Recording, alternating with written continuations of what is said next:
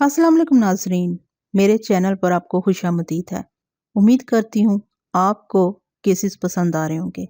अगर पसंद आ रहे हैं तो मेरे चैनल को सब्सक्राइब करना हरगिज़ मत भूलिएगा, क्योंकि इसी चैनल पर आपको मिलेंगी जराइम, तारीख़ इस्लाम और दीगर मौज़ूआत पर मबनी तहरीरें। तो चलिए आगाज़ करते हैं आज के केस का, जो कि मिर्ज़ा अमजद बेग की डायरी से है, जिसका नाम है तरफा तमाशा। कौवा चला हंस की चाल अपनी भी भूल गया। इर्द गिर्द की ये मिसल इस वक्त के लिए जब कोई किसी की हिरस में अपनी असल को फरामोश कर दे और फिर कहीं का भी ना रहे। वो भी एक ही ऐसा कौवा था जो बार बार अपनी असल को भूलकर दूसरी राहों पर चल निकला था, जिसका खमियाजा बहरहाल उसी को भुगतना था। हमारे हाल की अक्कासी माजी की एक कहानी, जिंदा किरदारों पर मुश्तमिल एक दास्तान हूं चुका। बचपन, जवानी और बुढ़ापा जिंदगी के तीन ऐसे दौर हैं जिनका मज़ा और तकाजे जुदा जुदा हैं। बचपन में इंसान बादशाह होता है, जवानी में बेफिक्र और खलंडरा, जबकि बुढ़ापा उतरते ही उसके अंदाज़ो इतवार बदल जाते हैं। ये दावा करना बहुत मुश्किल है कि एक बच्चा जवानी में कैसा निकलेगा और एक जवान बुढ़ापे की उम्र को पहुंचने के बाद क्या से क्या हो जाएगा। आमतौर पर देखने में ये आया है कि जिन बच्चों का बचपन सख्त किस्म की निगरानी में गुजरा हो, जवानी में अगर उन्हें आज़ादी और खुदमुख्तारी मुयस्सर आ जाए तो वो खुल खेलते हैं, लेकिन जैसे ही वो उम्र की इस मंजिल को छूते हैं जहाँ जवानी बड़ी बेरुखी से रुखसत हो जाती है, तो अचानक इनकी जोन बदल जाती है। इन्हें जवानों वाली वो तमाम हरकतें गुनाह सगीरा और गुनाह कबीरा दिखाई देने लगती हैं जिन्हें अपनी जवानी में वो हक समझते थे। इस फितरत के हामिल बूढ़े वालिदैन अपनी जवान औलाद के लिए किसी अजाब से कम नहीं होते। इसे कता नज़र के वो गलत कर रहे होते हैं या दुरुस्त। बहरहाल इनका तर्ज अमल बड़ा ही गैर हकीकत पसंदाना, अजियत रसां और मज़ाक का हैस होता है। जनवरी का महीना अपनी जौलानी पर था। कराची में अमूमन मौसम सरमा मजाक की हद तक अपनी झलक दिखाकर गायब हो जाता है। अगर किसी साल हफ्ता 10 दिन से ज़्यादा सर्दी रहे तो उसे मौसम की जौलानी समझकर ये तसव्वुर कर लिया जाता है कि भाई इस साल बड़ी क़यामत की सर्दी पड़ रही है। इस साल का जनवरी भी कुछ ऐसी ही बहार दिखा रहा था। दिसंबर के वस्त से शुरू होने वाली सर्दी अभी तक बरकरार थी। मैं हस्बे मामूल अपने चैम्बर में बैठा था कि मेरी सेक्रेटरी ने एक जोड़े की आमद की इतला दी। मौसम में हुन्नकी बढ़ जाने के सबब उस शाम मेरे दफ्तर में हासी वीरानी थी, और जिस वक़्त सेक्रेटरी ने इंटरकॉम पर मुझे इतला दी, मैं दफ्तर बंद करके घर जाने के बारे में सोच रहा था। ठीक है, उस जोड़े को मेरे पास भेज दो, मैंने सेक्रेटरी से कहा और सीधा होकर बैठ गया। चंद सेकंड के बाद 2 अफराद मेरे चैम्बर में दाखिल हुए। सेक्रेटरी ने जिस अंदाज में किसी जोड़े का जिक्र किया था, उससे यही तासुर भरता था कि वो कोई नौजवान जोड़ा होगा, लेकिन मेरे जहन से ये तासुर उस वक़्त ज़ाइल हो गया जब मैंने उन्हें देखा। वो जोड़ा एक मर्द और एक औरत पर मुश्तमिल था जो अपनी ज़िंदगी के आखिरी दौर से गुजर रहे थे। मर्द की उम्र 55 से कम नहीं थी और औरत भी 50 के पेटे में नज़र आती थी। मैंने पेशेवराना मुस्कुराहट से उनका इस्तकबाल किया और बैठने के लिए अपनी मेज़ के सामने बिछी कुर्सियों की जानिब इशारा कर दिया। मर्द ने आगे बढ़कर मुझसे मुसाफिया किया, ताहम औरत ने अस्सलाम वालेकुम पर इक्तफा किया और अपने हमराही की तकलीद में कुर्सी खींचकर बैठ गई। मैं सवालिया नज़रों से उन्हें तकने लगा। मर्द ने मेरे चैम्बर में एक तायराना निगाह दौड़ाई, फिर मेरी तरफ देखते हुए मुस्तफसर हुआ, क्या मिर्ज़ा अमजद बेग एडवोकेट आप ही हैं? जी हाँ, मैंने इस बात में गर्दन हिलाई। आप बिल्कुल सही जगह पर आए हैं। आपके बारे में मेरे महकमे के एक आदमी ने बताया था। मर्द ने कहा, शायद आपके एयर कंडीशन का मसला था। मैंने इस बात पर चौंक कर उसकी तरफ देखा और पूछा, आप किस महकमे से ताल्लुक़ रखते हैं? KESC, उसने जवाब दिया। ओह, मैंने गहरी सांस खारिज करते हुए बोला, आप गालिबन फारूकी का जिक्र कर रहे हैं? जी हाँ, जी हाँ, वो तायदी अंदाज में सर हिलाने लगा। फारूकी के जिक्र पर 3-4 माह पहले का एक वाक़या मेरे जहन में ताज़ा हो गया। कराची में कम अज़ कम 11 माह तक एयर कंडीशंस का इस्तेमाल एक आम सी बात है। ज़्यादा से ज़्यादा 1 माह के लिए एयर कंडीशंस को इसलिए भी छुट्टी दे दी जाती है कि बेचारे मौसम सरमा को नदामत महसूस ना हो। चंद माह पहले अचानक मेरे दफ्तर का इलेक्ट्रिक बिल मामूल से 5 गुना ज़्यादा आ गया। मैंने एहतियातन बिजली के मीटर को चेक किया तो पता चला लगभग 1000 यूनिट ज़्यादा रीडिंग पर बिलिंग की गई थी। बिल पर दर्ज शुदा रीडिंग मीटर से 1000 यूनिट आगे की थी। मैंने बिल की अदायगी के बजाय मुतलका दफ्तर के शिकायती शोबे में एक लंबी चौड़ी दरख्वास्त दे दी। इस दरख्वास्त के जवाब में मुतलका महकमे का एक इंस्पेक्टर मुआयने के लिए मेरे दफ्तर पहुंचा और मीटर को ठोक बजाकर देखने के बाद उसने ये फतवा सादिर किया کہ میٹر ریڈر ریڈنگ نوٹ کرنے میں غلطی نہیں کر سکتا۔ یقیناً آپ نے بعد میں کسی تکنیک سے میٹر کو الٹا گھما دیا ہے۔ ایئر کنڈیشنز چلانے والے ایسے ہتھ کنڈے استعمال کرتے رہتے ہیں۔ فاروقی نامی اس انسپیکٹر کا فتویٰ سن کر مجھے غصہ آ گیا۔ اس نے جس ٹیکنیک کا ذکر کیا تھا، بعض بجلی چور افراد واقعی اسے استعمال کرتے ہیں، لیکن میں نے چونکہ ایسی کوئی حرکت نہیں کی تھی، لہٰذا میں اس انسپیکٹر پر چڑھ دوڑا۔ اسے امید نہیں تھی کہ میری جانب سے ایسے جارحانہ رویے کا سامنا کرنا پڑے گا۔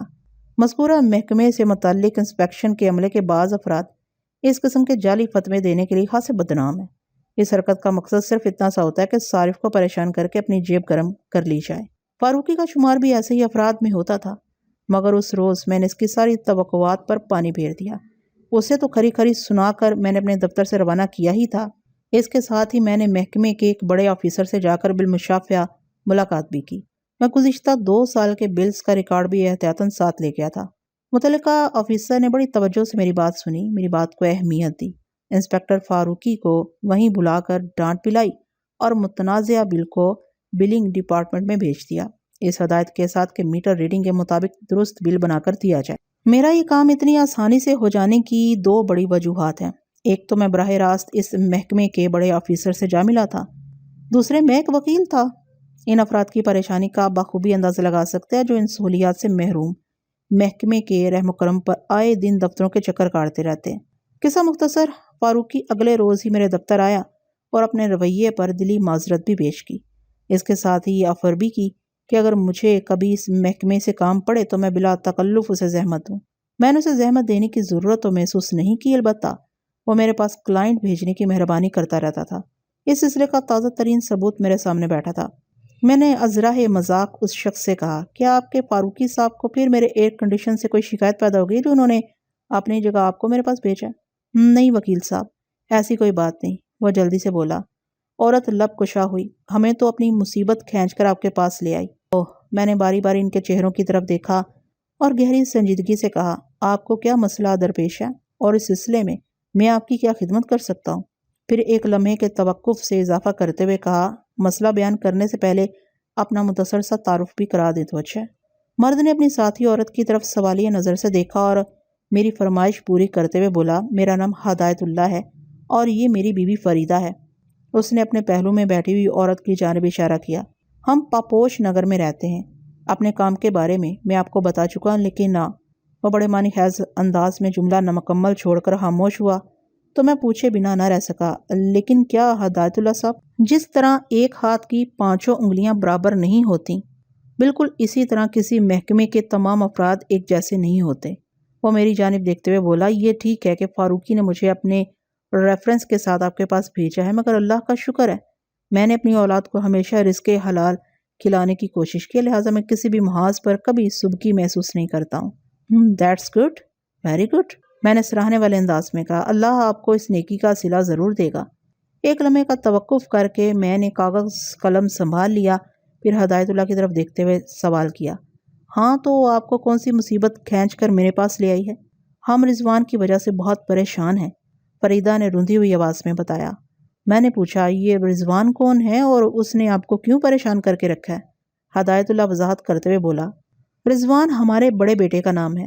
اس نے ہمیں پریشان نہیں کر رکھا، بلکہ ہم اس کی وجہ سے پولیس کے ہاتھوں پریشانی اٹھا رہے ہیں۔ اوہ، تو معاملہ گمبھیر ہے۔ میں نے رف پیڈ پر قلم کھسیٹنے کے بعد نگاہ اٹھا کر باری باری ان میاں بیوی کو دیکھا اور کہا، اگر میں غلطی نہیں کر رہا تو پولیس نے آپ کے بیٹے رضوان کو گرفتار کر لیا ہے۔ آپ کا اندازہ بالکل درست ہے وکیل صاحب، ہدایت اللہ نے بھرائی ہوئی آواز میں کہا۔ رضوان اس وقت تھانے میں بند ہے۔ رضوان کو کس جرم میں گرفتار کیا گیا ہے؟ میں نے سوال کیا۔ اس پر چچا کے قتل کا الزام عائد کیا گیا ہے، ہدایت اللہ نے جواب دیا۔ یعنی آپ کے چھوٹے بھائی کے قتل کا الزام؟ میں نے تعجب خیز نظر سے اسے دیکھا۔ جی ہاں، پولیس کا کہنا ہے رضوان نے اپنے چچا حیات اللہ کو قتل کیا ہے، اس نے بتایا۔ یہ کب کی بات ہے؟ میں نے پوچھا۔ اب میرا مطلب ہے رضوان کی گرفتاری کب عمل میں آئی؟ ہدایت اللہ نے بتایا کہ رضوان کو 4 جنوری کی رات 11 بجے گھر سے گرفتار کیا گیا ہے، یعنی یہ 4 روز پہلے کا واقعہ ہے۔ میں نے ٹیبل کیلنڈر پر نگاہ ڈالتے ہوئے کہا، آپ نے میرے پاس آنے میں خاصی دیر کر دی۔ اگر آپ کا بیٹا اس وقت تھانے میں بند ہے تو یقیناً وہ پولیس کسٹڈی میں عدالتی ریمانڈ پر ہوگا۔ ہدایت اللہ نے اس بات میں گردن ہلائی اور بتایا، पुलिस ने गिरफ्तारी से अगले रोज रिजवान को अदालत में पेश करके 7 दिन का रिमांड हासिल कर लिया था। वाकई मैंने आपके पास पहुंचने में काफ़ी ताख़ीर कर दी है। बहरहाल वकील साहब, हम बड़ी आस उम्मीद लेकर यहाँ आए हैं। ठीक है, मैंने तसल्ली आमेज़ अंदाज में कहा। मैं आपकी हर मुमकिन कानूनी मदद करने की कोशिश करूँगा। आप मुझे इस केस के बारे में तफसील से बताएं ताकि मामले को समझने में मुझे आसानी हो। अगर पुलिस ने रिजवान पर हाथ डाला है तो उसकी कोई ठोस वजह भी होगी। और वकील साहब, माँ का दिल कभी गलत नहीं हो सकता। फरीदा गुलगीर अंदाज में मुझसे मुखातिब होते हुए बोली, मेरा दिल गवाही दे रहा है कि रिजवान कातिल नहीं, मेरे बेटे को किसी गहरी साजिश के तहत इस मामले में मुलव्विस किया गया है। मैं आपके जज्बात को महसूस कर सकता हूँ खातून, मैंने फरीदा की आंखों में देखते हुए कहा, लेकिन अदालत दिल की गवाही को तस्लीम नहीं करती। इस सफाक हकीकत को हमेशा जहन में रखें कि अदालत में अपनी बात को सच्चा साबित करने के लिए मंतकी दलाइल और ठोस सबूत मुहैया करने पड़ते हैं। अदालत दिल की नहीं, दिमाग की जुबान पर कान धरती है। फिर मैंने हिदायतुल्लाह की तरफ मुतवज्जो होते हुए कहा, आप मुझे वो तमाम हकायक और वाक़यात बताएं जिनकी रोशनी में आपके बेटे को कत्ल के इल्ज़ाम में गिरफ्तार किया गया है। ये खासी तवील दास्तान है। वह एक बोझल सांस खारिज करते हुए बोला, पता नहीं आप भी क्या सोचेंगे, मैं माजी के किन किस्सों को लेकर बैठ गया हूँ। मैंने मुतदल अंदाज में कहा, मेरी फिक्र न करें, मैं किस्से और कहानियाँ सुनने के लिए ही यहाँ दफ्तर में बैठा हूँ। एक अच्छे वकील की सबसे बड़ी खूबी ये होती है कि वो अपने क्लाइंट को पूरी तवज्जो से सुने और उसकी बात को अहमियत दे, क्योंकि उसे अदालत में मुंसिफ को भी मुदल्लल और ठोस कहानियाँ सुनाना होती हैं। अगर वो मुक्कल और केस पर वक्त और तवज्जो सिर्फ नहीं करेगा तो मुंसिफ को मुतासिर करने में नाकामयाब हो जाएगा, जिसका नतीजा हार की सूरत ही में बरामद होता है। इसलिए मैंने जुमला अधूरा छोड़कर ज़रा तवक्कुफ किया, फिर अपनी बात को मुकम्मल करते हुए कहा, अगर आप ये चाहते हैं कि इस केस में जीत आपके हिस्से में आए और आपका बेटा बाइज्जत रिहा होकर घर पहुंच जाए तो मुझे पूरी तफसील से आगाह कर दें। ये सोचे बगैर कि कौन सी बात अहम है और कौन सी गैर अहम, ये फैसला आप मुझ पर छोड़ दें। मेरे तसल्ली दिलासे ने इन दोनों के चेहरों पर उम्मीद की किरण जगमगा दी। वो हासे मुतमईन दिखाई देने लगे। चंद लम्हात तक खामोश रहने के बाद हिदायतुल्लाह ने बोलना शुरू किया। उसके बयान के दौरान मिर्जा बजा फरीदा भी लुकमे देती रही। इस तमाम तर गुफ्तगू में से गैर ज़रूरी बातों को हज़फ करके मैं आपकी खिदमत में खुलासा पेश करता हूँ ताकि आप इस केस के पस मंज़र से आगाह हो जाएं। इस अफसोसनाक कहानी का आगाज़ कई साल पहले से होता है। किफ़ायतुल्लाह नामी एक शख्स पापोश नगर में रहा करता था। बदकिस्मती से उसकी शादी गलत जगह पर हो गई। गलत जगह से मुराद ये है कि वो जिस औरत को अपनी बीवी बनाकर घर लाया वो बाद में अच्छे किरदार की साबित ना हुई। मौजूदा केस का इस औरत से बराह रास्त कोई ताल्लुक नहीं, लिहाजा मैं इसके जिक्र की तफसील में नहीं जाऊँगा। किस्सा मुख्तसर, इस औरत से किफ़ायतुल्लाह की 2 औलादे नरीना और 1 औलादे ज़रीना पैदा हुई। हिदायतुल्लाह और हयातुल्लाह महनाज से बड़े थे। पहले नंबर पर हिदायतुल्लाह, दूसरे नंबर पर हयातुल्लाह और तीसरे नंबर पर महनाज थी। इन तीनों बच्चों की उम्रें बिलतरतीब 8, 5 और 3 साल थीं कि किफ़ायतुल्लाह की बीवी अपने बच्चों को छोड़कर मंजर से गायब हो गई। कहाँ, क्यों, कैसे, ये सवालात भी हमारे केस का हिस्सा नहीं है, लिहाजा मैं तेज़ी से आगे बढ़ता हूँ। कोई भी इंसान हमेशा जिंदा रहने का परमट बनवा कर नहीं आता। जो पैदा होता है उसे एक रोज़ मरना भी है। बच्चों की माँ अपने शौहर और औलाद को भूल कर पता नहीं कहाँ चली गई थी। किफ़ायतुल्लाह ने कभी उसे ढूंढने की कोशिश की और ना ही वो खुद वापस आई। किफ़ायतुल्लाह ने माँ और बाप दोनों की हैसियत से बच्चों की परवरिश की और अपनी मेहनत से उन्हें लिखा पढ़ाकर जवान कर दिया। औलाद जवान हो जाए तो वालिदैन को उसकी शादी की फ़िक्र होती है। किफ़ायतुल्लाह भी शायद इसी फ़र्ज़ की अदाई का इंतज़ार कर रहा था। उसने 1-2 साल के वक्फे से तीनों बच्चों की शादियां कर दी। महनाज ब्याह कर सखर चली गई। हिदायतुल्लाह और हयातुल्लाह कराची में रह गए और इसके बाद किफ़ायतुल्लाह आदमाबाद के सफ़र पर रवाना हो गया। वो बच्चों को देखे बगैर इस दुनिया से रुखसत हो गया। हिदायतुल्लाह और हयातुल्लाह पापोश नगर वाले आबाई घर में रह रहे थे। किफ़ायतुल्लाह ने अच्छे वक्तों में हिदायतुल्लाह को बिजली के महकमे में मुलाजिम करवाया था, लेकिन बेपनाह इसरार के बावजूद भी हयातुल्लाह ने बाप की ऐसी कोई बात मान कर ना दी। वो छोटे मोटे काम करके रोज़ी कमा रहा था। मुलाजमत को वो गुलामी समझता था। उसकी पहली और आखिरी कोशिश यही थी कि वो किसी तरह मुल्क से बाहर चला जाए। इस ज़माने में अमेरिका जाने का बहुत लोगों के ज़हनों पर सवार नहीं हुआ था। बैरून मुल्क जाकर रोज़ी कमाने वाले ज़्यादातर लोग मिडल ईस्ट और यूरोप का रुख करते थे। मजदूर पेशा लोग सऊदी अरब को तरजीह देते।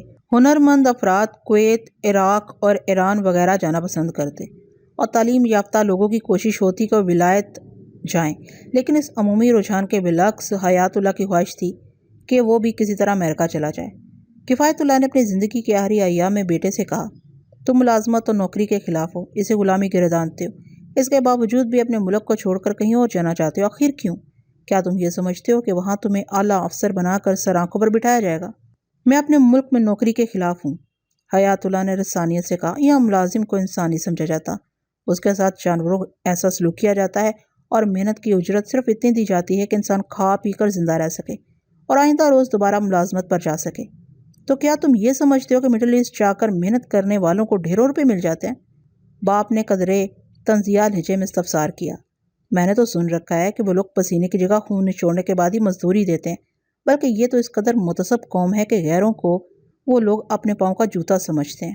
اسی لیے تو میں امریکہ کی طرف جانا چاہتا ہوں، حیات اللہ نے ایک ایک لفظ پر زور دیتے ہوئے کہا۔ وہاں انسان کی اس کے کام کی قدر ہے، ایک معمولی مزدور بھی عزت و آبرو سے اتنا کما لیتا ہے کہ اس کی زندگی عیش و آرام سے گزر سکے۔ والدین کسی بھی ملک اور کسی بھی دور کے ہوں، وہ بحث و تکرار اور مستقبل سنوارنے کے منصوبوں کے سلسلے میں اپنی اولاد کا مقابلہ نہیں کر سکتے، اور ایسا کرنے کا اگر شوق بھی ہو تو بس ایک حد تک ہی جانا چاہیے، ورنہ حد سے بڑی ہوئی سختی بھیانک نتائج لے کر آتی ہے۔ کفایت اللہ اس تلخ حقیقت سے بخوبی آگاہ تھا، لہٰذا اس نے حیات اللہ کی امریکہ جانے کی کوششوں کے سلسلے میں زیادہ رکاوٹ کھڑی کرنے کی ضرورت محسوس نہ کی۔ 2-4 بار سمجھانے کے بعد حیات اللہ کو اس کے حال پر چھوڑ کر خاموشی اختیار کر لی، لیکن کئی سال بعد جب حیات اللہ ایک باپ کی حیثیت سے اپنی اولاد کے سامنے ایسی ہی صورتحال سے گزرا تو اس نے اپنے باپ کفایت اللہ کے بالعکس فیصلہ کیا۔ وہ اپنی اولاد کی ضروریات اور تقاضوں کو نہ سمجھ سکا اور کسی ڈکٹیٹر کا کردار ادا کرتے ہوئے وہ تمام حدود پھلانگ کیا۔ اس کی اس عاقبت نا اندیشانہ چھلانگ نے جس عبرت ناک واقعے کو جنم دیا، اس وقت آپ اسی واقعے کی تفصیل ملاحظہ فرما رہے ہیں۔ حیات اللہ کی خواہش تھی کہ وہ کسی بھی طرح امریکہ چلا جائے، اور اس مقصد کے لیے وہ پوری سرگرمی سے ہاتھ پاؤں بھی مارا تھا۔ انسان سچی لگن سے کسی بھی کام کے لیے تگ و دو کر رہا ہو، اسے کامیابی ضرور حاصل ہو جاتی ہے۔ حیات اللہ کے بھی امریکہ جانے کی راہ نکل آئی۔ ان دنوں وہ بہت خوش تھا۔ کفایت اللہ اپنے بیٹے کی خوشی کو خراب نہیں کرنا چاہتا تھا، لہٰذا اس نے حیات اللہ کو راضی خوشی امریکہ روانہ کر دیا۔ حیات اللہ کو امریکہ گئے چند ماہ ہوئے تھے کہ کفایت اللہ کا آخری وقت آن پہنچا۔ امریکہ جانے والوں کا ایسے مواقع پر واپس آنا ناممکن حد تک مشکل ہوتا ہے، خاص طور پر وہ لوگ جو روزی کی تلاش میں نئے وہاں پہنچے ہوں۔ حیات اللہ اپنے باپ کا آخری دیدار نہ کر سکا، اور اس کا باپ کفایت اللہ اپنے بیٹے کی روزی کی شکل نہ دیکھ سکا۔ دستور زمانہ یہی ہے۔ یہاں سے اس کہانی میں ایک نیا موڑ آتا ہے۔ حیات اللہ بڑی دلجمی سے امریکہ کی سرزمین پر قسمت آزمائی کرتا رہا۔ محنت اور کوشش کرنے والوں کو اس کا صلہ ضرور ملتا ہے، اور حیات اللہ بڑے اچھے زمانے میں امریکہ گیا تھا۔ ان دنوں وہاں ملازمت اور روزگار بڑی آسانی سے مل جاتا تھا، اور اب پاکستانیوں خصوصاً مسلمان پاکستانیوں کو اس حقیر اور قابل نفرین نظر سے نہیں دیکھا جاتا تھا جیسی واہیات صورتحال آج کل ہے۔ حیات اللہ نے ٹیکسی چلائی، گیس اسٹیشن کی ملازمت کی، گودام اور اسٹور میں کام کیا، اور بالآخر ایک لانڈری میں وہ باعزت عہدے پر سیٹ ہو گیا۔ استحکام حاصل ہوتے ہی اس نے اپنی بیوی کو امریکہ بلانے کی کوشش شروع کر دی۔ اس زمانے میں اپنی شریک حیات کو وہاں بلانا آج کل کی طرح کارے دار نہیں تھا۔ پھر لانڈری کا مالک حیات اللہ سے خوش اور مطمئن تھا۔ اس سلسلے میں اس شخص نے بھی ہر ممکنہ تعاون کیا، اور مسز حیات اللہ محترمہ رخسانہ بیگم پاکستان سے امریکہ پہنچ گئیں۔ اس کے سفر اور دیگر ضروری کاغذات کے سلسلے میں ہدایت اللہ نے دوڑ دھوپ کی اور اپنی بھاوج کو امریکہ روانہ کر دیا۔ رخسانہ ایک پردہ دار اور گھریلو عورت تھی۔ اس نے جب امریکہ کے آزاد رو معاشرے کی جھلک دیکھی تو اس کی آنکھیں پھٹی کی پھٹی رہ گئیں۔ ایک رات اس نے حیات اللہ سے پوچھا، اب میں سمجھ گئی آپ امریکہ آنے کے لیے اس قدر زور کیوں مار رہے تھے؟ آپ کی بے چینی کا سبب نظر آ رہا ہے۔ رخسانہ کا انداز چھیڑ چھاڑ والا تھا، اور حیات اللہ بخوبی سمجھ رہا تھا اس کا اشارہ کس جانب ہے۔ وہ اپنی بیوی کی آنکھوں میں دیکھتے ہوئے گمبھیر لہجے میں بولا، تم میری بے چینی کو غلط جامہ پہنا رہی ہو۔ حیات اللہ کے انداز میں ایسی سنجیدگی اور قطعیت شامل تھی کہ رخسانہ گھبرا کر بولی، میں تو مذاق کر رہی تھی، آپ بڑی جلدی برا مان گئے۔ حیات اللہ نے بیوی کو پسپا ہوتے دیکھا تو روب گانٹنے کے لیے تھوڑی سی اور جملے بازی کر ڈالی، رخسانہ اگر میں اس نیچر کا ہوتا تو کوشش کر کے تمہیں ہرگز یہاں نہ بلاتا۔ بیوی تو ان معاملات میں کسی کڑک تھانے دار سے کم نہیں ہوتی۔ تمہاری موجودگی میں تمہارے بیان کردہ اشاراتی شوق کہاں پورے کر سکتا تھا، اور پاکستان کے بنسبت یا امریکہ میں بیویوں کو کچھ زیادہ حقوق حاصل ہیں۔ ہنسی مذاق سے شروع ہونے والی بات صلح صفائی پر ختم ہو گئی۔ ایک حوالے سے حیات اللہ کو خوش قسمت کہا جا سکتا ہے، اس نے جس کام میں ہاتھ ڈالا کامیابی حاصل کر کے ہی رہا۔ اس پر اس کی بیوی بھی انتہائی وفادار، خدمت گزار اور گھریلو تھی۔ رخسانہ امریکہ پہنچی تو حیات اللہ نے محسوس کیا جیسے اس کی ذات کی تکمیل ہو گئی ہو۔ میاں بیوی ساتھ رہیں تو وقت آنے پر صاحب اولاد بھی ہو جاتے ہیں۔ جب ہدایت اللہ کے یہاں پہلی بچی کی ولادت ہوئی تو خوش بختی نے ایک مرتبہ پھر اس کے دروازے پر دستک دی۔ وہ جس لانڈری میں ملازم تھا اس کے مالک نے اپنے چلتے ہوئے کاروبار کو فروخت کر کے کسی اور اسٹیٹ میں منتقل ہونے کا فیصلہ کر لیا۔ حیات اللہ کے پاس اپنا سرمایہ تو نہیں تھا کہ وہ اس لانڈری کو خرید سکتا، تاہم جب اس نے اپنے باس سے کریڈٹ پر کاروبار خریدنے کی بات کی تو وہ سوچ میں پڑ گیا۔ 2-4 روز کی سوچ بچار کے بعد وہ جس فیصلے پر پہنچا وہ بھی حیات اللہ کے لیے سودمند تھا۔ مالک نے اس کے سامنے ایک تجویز رکھی کہ وہ لانڈری کو ٹھیکے پر اسے دے سکتا ہے۔ ان کے درمیان ایک کاروباری معاہدہ طے پایا اور لانڈری کا مالک کاروبار کو حیات اللہ کے حوالے کر کے دوسری اسٹیٹ کو نکل گیا۔ معاہدے کے مندرجات سے کلی طور پر کوئی آگاہ نہیں تھا۔ کچھ عرصے کے بعد حیات اللہ نے یہ تاثر دینا شروع کر دیا کہ اس نے اپنے مالک سے وہ لانڈری خرید لی تھی۔ قصہ مختصر، حیات اللہ اس لانڈری کو اپنے کاروبار کی طرح چلانے لگا۔ اس طرح وہ خاصا آسودہ حال بھی ہو گیا۔ بیلا کی پیدائش کے چند سال بعد جنید کی ولادت ہوئی۔ یہ دونوں بچے چونکہ امریکہ میں پیدا ہوئے تھے لہٰذا خود بخود وہاں کے شہری ہو گئے۔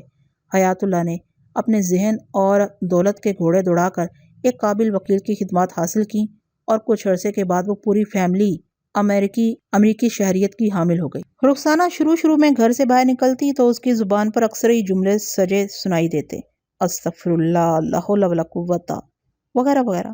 وہ سڑکوں پر آویزاں بڑے بڑے نیوڈ اور ہاف نیوڈ اور ہارڈنگز کو دیکھ کر آنکھیں بند کر لیتی، لیکن رفتہ رفتہ یہ ساری شرم و حیا جاتی رہی۔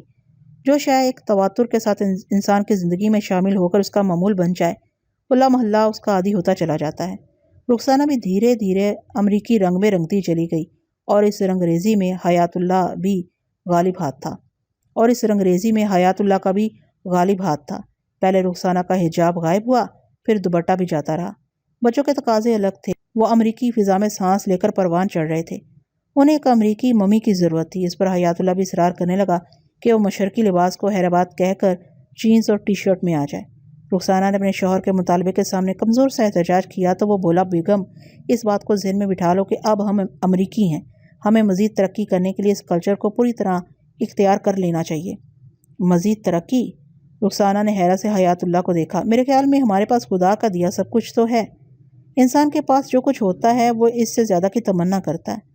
حیات اللہ خوابناک لہجے میں بولا، میں نے اور آگے جانے کا منصوبہ بنا رکھا۔ میرے خیال میں اگر انسان کی جائز ضروریات بآسانی پوری ہو رہی ہوں تو اسے خدا کا شکر ادا کرنا چاہیے۔ رخسانہ نے گہری سنجیدگی سے کہا، ضرورت سے زیادہ کی خواہش ہوس کے زمرے میں آتی ہے، پتہ نہیں تمہارے یہ دقیانوسی خیالات کب تبدیل ہوں گے، حیات اللہ نے چڑھ کر کہا۔ رخسانہ حیرت اور استعجاب سے اپنے شوہر کو دیکھنے لگی، وہ شوہر جو چند سال پہلے تک بالکل ایسا نہیں تھا جیسا اب ہو گیا تھا۔ لانڈری کا کاروبار ہاتھ میں آنے کے بعد ہاتھ خاصا فراغ ہو گیا تھا۔ ضرورت کی تقریباً ہر شے تو پہلے ہی گھر میں موجود تھی، اب ان اشیاء کا معیار بلند ہو گیا۔ اس کے ساتھ ہی انہوں نے رہائش کے لیے بھی قدرے صاف اور مہنگے علاقے کا انتخاب کر لیا تھا۔ گاڑی بھی نسبتاً قیمتی ان کے پاس آ گئی۔ یہ تمام تر ترقی تو رخسانہ کو بھی اچھی لگتی تھی، لیکن لباس اور سوشل میل جول کے حوالے سے حیات اللہ اس پر جن باتوں کے لیے زور دیتا وہ اسے معیوب کی حد تک ناپسندیدہ لگتی تھیں۔ اگر حیات اللہ ایک ہی حلے میں اس پر سب کچھ نافذ کر دیتا تو عین ممکن تھا اس کی ذات ٹوٹ پھوٹ کا شکار ہو جاتی۔ یہ ترقی چونکہ رفتہ رفتہ اور غیر محسوس انداز میں ہو رہی تھی، اس لیے بھی رخسانہ زیادہ دباؤ کی شکار نہ ہوئی، بلکہ مگر اب یہ جینز اور ٹی شرٹ کا مطالبہ۔ اپنے شوہر کی چڑچڑاہٹ کے جواب میں رخسانہ نے کہا، آپ میرے جن خیالات کو دقیانوسی اور فرسودہ سمجھ رہے ہیں وہ آپ ہی کے سکھائے ہوئے ہیں، لیکن میں محسوس کر رہی ہوں پچھلے کچھ عرصے سے آپ مشرقی روایات کو یکسر فراموش کر کے پورے امریکی بن گئے ہیں۔ میں تو امریکی بن ہی گیا ہوں، حیات اللہ فخریہ لہجے میں بولا، اس لیے تو چاہتا ہوں تم بھی امریکی بن جاؤ۔ آپ مجھے مجبور کر کے پہننے اوڑھنے میں تو شاید امریکی بنا لیں، لیکن میری سوچ میرے خیالات تبدیل نہیں ہوں گے۔ رخسانہ نے کہا، میں اندر سے ایک مشرقی عورت ہی رہوں گی۔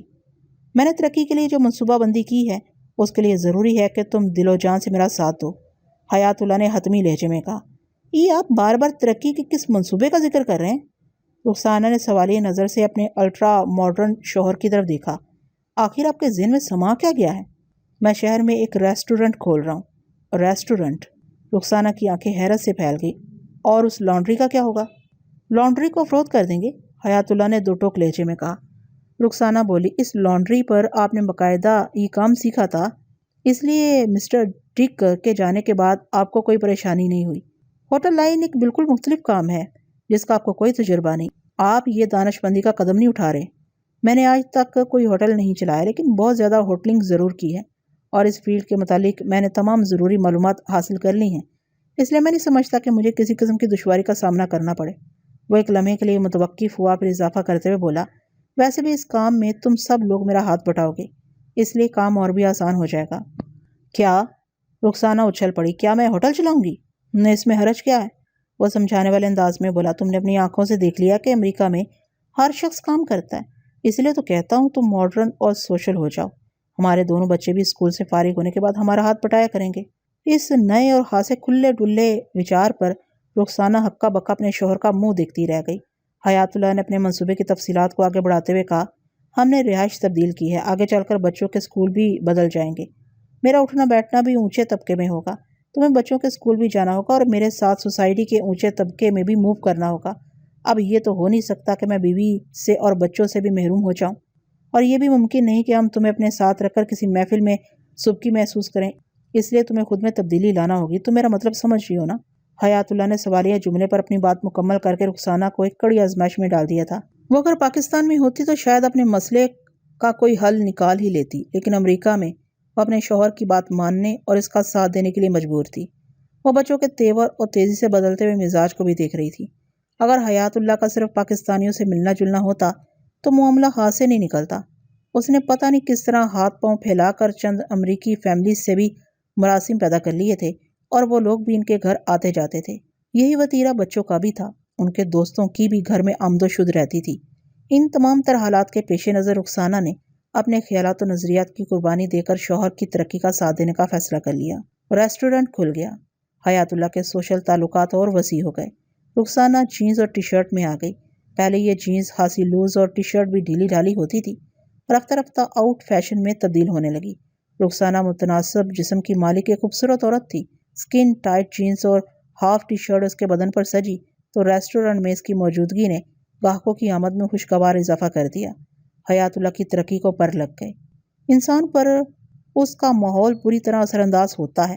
رخسانہ کی سوچ، انداز اور طرز زندگی بھی خالص امریکی ہو گیا۔ اب وہ بڑی آزادی کے ساتھ امریکی معاشرے میں حرکت کرتے ہوئے بالکل امریکی لب و لہجے میں بات کرتی۔ ہفتے 10 دن میں ایک مرتبہ ڈسکو جانا بھی اسے معیوب نہیں لگتا تھا۔ یہ الگ بات ہے کہ وہ ایسی جگہوں پر حیات اللہ کے ساتھ جاتی تھی۔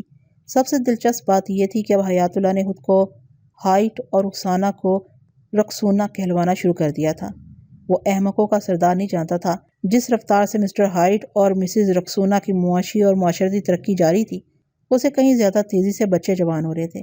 حیات اللہ نے اپنی تفریح و عیش کے لیے جس قسم کی زندگی اپنائی تھی، جب وہی اور اس سے کہیں آگے بڑھ کر بچوں نے انتخاب کیا تو پہلی مرتبہ حیات اللہ کو احساس ہوا کہ اس نے امریکی معاشرت اختیار کر کے بہت بڑی زندگی کی سنگین ترین غلطی کی ہے۔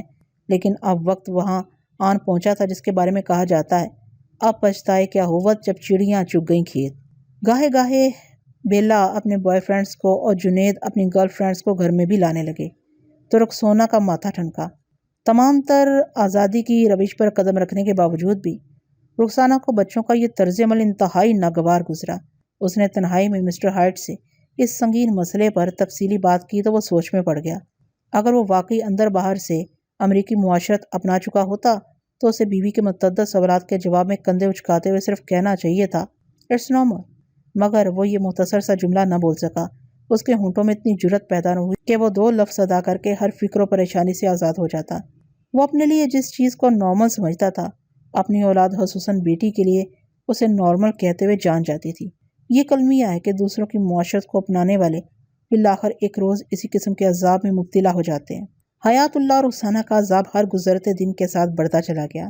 اس دوران میں وقت بڑی تیزی سے آگے بڑھتا رہا۔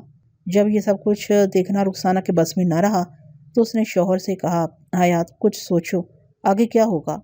ان کی روز افزوں ترقی نے ایک ثمر یہ بھی دیا کہ رخسانہ شوہر کے معاملے میں آپ سے تم پر آ گئی تھی۔ اس نے بچوں کے معاملے میں جس جانب اشارہ کیا، حیات اللہ اس پر روز و شب سوچتا تھا، لیکن کوئی پائیدار حل سمجھ میں نہیں آتا تھا۔ اس نے اپنے پاؤں پر جو کلہاڑی ماری تھی، اس کی تکلیف کا اندازہ اب ہو رہا تھا۔ اس نے گمبھیر لہجے میں رخسانہ سے کہا، میری سمجھ میں نہیں آتا کیا کروں؟ امریکہ میں رہتے ہوئے ان پر سختی بھی تو نہیں کی جا سکتی۔ ہماری کوئی ایسی ویسی حرکت الٹا ہمیں قانون کی گرفت میں لے آئے گی۔ ان کی شادیاں کر دیتے ہیں، رخسانہ نے مشورہ دیا۔ یہ اس مسئلے کا حل نہیں، وہ پرتفکر انداز میں بولا۔ اول تو وہ اس کام کے لیے آسانی سے تیار نہیں ہوں گے، دوسرے بالفرض محال اگر ایسا ہو بھی گیا تو اسی معاشرے میں رہتے ہوئے ان کی عادات و اعتبار میں کوئی فرق نہیں آئے گا۔ ہمیں یہ سب کچھ اپنی آنکھوں سے دیکھنا ہوگا۔ میں کوشش کر کے دیکھتی ہوں حیات اللہ، وہ پرعزم لہجے میں بولی۔ حیات اللہ نے بے پرواہی سے کندھے اچکا دیے۔ رخسانہ نے اپنے تئیں کوشش کی مگر بری طرح ناکام رہی۔ دونوں بچوں نے شادی کے جھنجھٹ وغیرہ میں پڑھنے سے صاف انکار کر دیا۔ وہ بنیادی تعلیم مکمل کر چکے تھے اور مزید آگے دیکھ رہے تھے۔ دونوں نے اپنی زندگی کے لیے ملتے جلتے شعبے کا انتخاب کیا تھا۔ بیلا آرٹ اینڈ ڈائریکشن کے فیلڈ میں قسمت آزمائی کرنا چاہتی تھی اور جنید نے فیشن اینڈ ڈیزائننگ کی لائن پکڑ لی تھی۔ اپنی ممی کے استفسار پر جنید نے برا سا منہ بناتے ہوئے کہا، ممی یہ شادی وادی کیا ہوتی ہے؟ میں تو اس بندھن کو ترقی کی راہ میں بہت بڑی رکاوٹ سمجھتا ہوں، پلیز مجھے تو معاف ہی رکھیں۔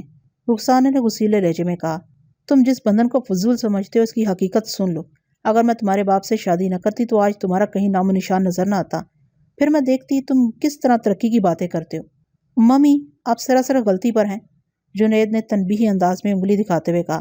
اولاد پیدا کرنے کے لیے شادی ضروری نہیں، آپ لوگوں نے کسی مجبوری کے تحت شادی کی ہوگی۔ رخسانہ بیٹے کے اس جواب پر اندر سے کانپ کر رہ گئی۔ وہ پاکستان میں ہوتی تو جنید کا منہ توڑ کر رکھ دیتی، اسے دودھ نہ بخشنے کی دھمکی دیتی، اور جو کوئی بھی جنید کے ان الفاظ کے بارے میں سنتا اسے ملامت ضرور کرتا۔ لیکن افسوس کہ وہ لوگ اس وقت پاکستان میں نہیں بلکہ امریکہ میں تھے، جہاں والدین اگر اپنی اولاد کو جھانپڑ بھی رسید کر دیں تو انہیں جیل کی ہوا کھانا پڑتی ہے۔ رخسانہ اور حیات اللہ نے اپنی اولاد کو جو راہ دکھائی تھی، اب اس راہ پر بکھرے ہوئے خار بھی نظر آ رہے تھے، اور کچھ زیادہ ہی نظر آ رہے تھے۔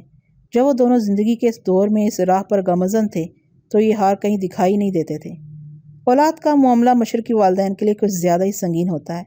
وہ جوانی میں اپنے لیے جن راستوں اور عیش و آرام کو جائز اور سودمند سمجھ رہے ہوتے ہیں، ان کے بڑھاپے میں جب جوان اولاد اسی عیش و آرام اور راحتوں کو حاصل کرنا چاہتی ہے تو ان کی آنکھ میں کھٹکنے لگتا ہے، انہیں فوراً غلط و صحیح نظر آنے لگتا ہے۔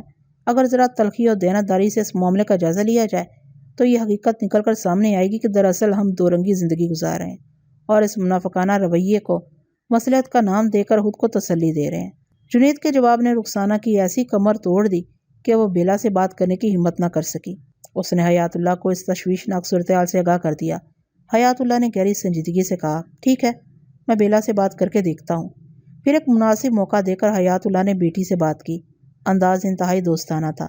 وہ ایک باپ ہونے کے ناطے توقع کر رہا تھا کہ بیلا اس کی بات کو نہ صرف سنجیدگی سے سنے گی بلکہ اسے اہمیت بھی دے گی، لیکن امریکی بیٹی کے پاکستانی باپ کو بیٹی کے جواب نے بہت مایوس کیا۔ ڈیڈ، آپ جانتے ہو میں آرٹ اینڈ ڈائریکشن کے شعبے میں کام کر رہی ہوں، مجھے بہت آگے جانا ہے، میری منزل تو ہالی ووڈ میں میرا انتظار کر رہی ہے، اگر میں نے شادی کا روک پال لیا تو کہیں کی نہیں رہوں گی۔ حیات اللہ نے بیٹی کو مزید سمجھانے کی کوشش نہیں کی، اسے ڈر تھا کہ کہیں اسے بیلا کی زبان سے کوئی ایسا ویسا جواب سننے کو نہ مل جائے جو اس کی برداشت سے باہر ہو۔ ایک آزادی پسند آزاد ملک کی عوام اپنی رائے کے اظہار میں مکمل طور پر آزاد ہوتی ہے، اور امریکہ آزادی کا سب سے بڑا دعوے دار ملک ہے۔ موجودہ صورتحال نے رخسانہ اور حیات اللہ کو بڑی سنجیدگی سے اولاد کے معاملے پر غور و فکر کرنے کے لیے مجبور کر دیا۔ کئی مہینوں کی سوچ بچار کے بعد ایک رات حیات اللہ نے اپنی بیوی کو یہ فیصلہ سنا دیا، میں اور بےغیرتی برداشت نہیں کر سکتا۔ اس کا سیدھا سیدھا اشارہ اولاد کی ایکٹیویٹیز کی جانب تھا۔ رخسانہ کو یہ سمجھنے میں کوئی دشواری نہ ہوئی کہ بیلا اور جنید کی وجہ سے حیات اللہ اچانک بہت پریشان رہنے لگا تھا۔ تشویش تو رخسانہ کو بھی بہت تھی، لیکن وہ زندگی کے ہر معاملے میں اعتدال پسندی کا مظاہرہ کرنے کی قائل تھی، جبکہ اس کے بالعکس حیات اللہ حادثہ انتہائی پسند واقع ہوا تھا۔ رخسانہ نے شوہر کی بات کے مفہوم کو بہت دور تک محسوس کرتے ہوئے سے پوچھ لیا، پھر تم نے کیا سوچا ہے؟ میں نے جو کچھ سوچا ہے اسے عملی جامہ پہنانے کے لیے مجھے تمہارے تعاون کی ضرورت ہے۔ میں بھی تو سنوں، آخر تم نے ایسا کیا سوچ لیا ہے؟ وہ سوالیہ نظر سے اسے دیکھتے ہوئے بولی۔ رخسانہ، یقین کرو ہمارے مسائل کا واحد حل یہی ہے، وہ بڑی رازداری سے بولا۔ کچھ بتاؤ گے بھی یا یوں ہی پہیلیاں بجھواتے رہو گے؟ ہم واپس پاکستان چلتے ہیں، حیات اللہ نے دھماکہ کیا۔ کیا؟ رخسانہ ہکا بکا اسے دیکھتی چلی گئی۔ حیات اللہ نے کہا ہمیں اپنے بچوں کے مستقبل کو تباہ ہونے سے بچانے کے لیے یہ قربانی تو دینا ہی پڑے گی۔ وہ چٹخ کر بولی، کبھی تم اپنا مستقبل بنانے کے لیے پاکستان سے امریکہ آئے تھے، اب بچوں کا مستقبل بنانے کے لیے امریکہ سے پاکستان جانے کی بات کر رہے ہو۔ میں تو تمہاری خاطر یہ قربانی دینے کو تیار ہوں، لیکن تم نے بچوں کے بارے میں ایسا کیسے سوچ لیا؟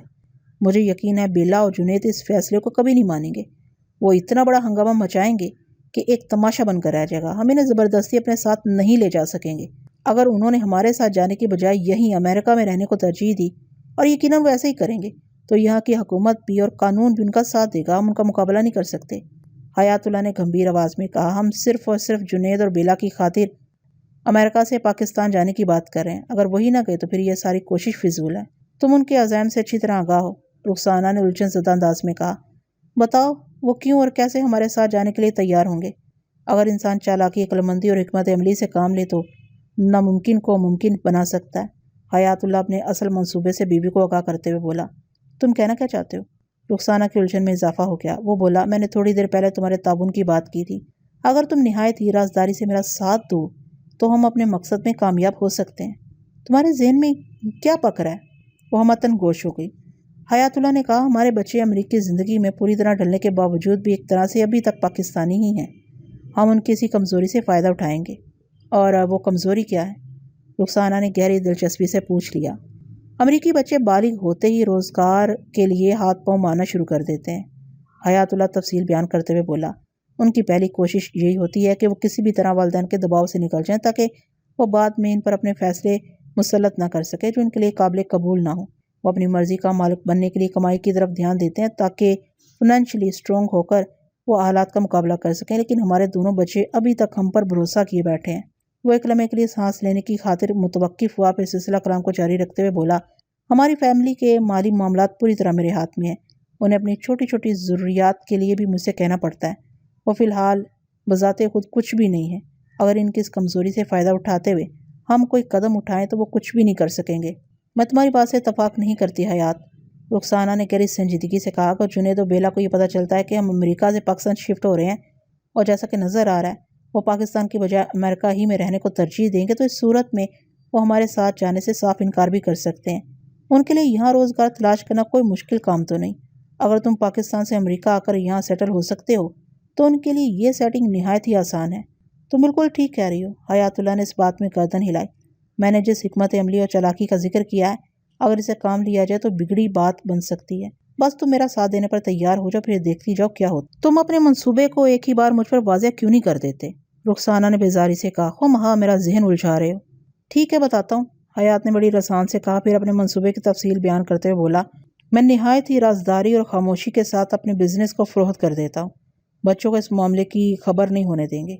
ان پر یہی ظاہر کیا جائے گا کہ ہم اپنے عزیزوں اور رشتہ داروں سے ملنے کے لیے پاکستان جا رہے ہیں اور مہینے 2 مہینے کے بعد واپس آ جائیں گے۔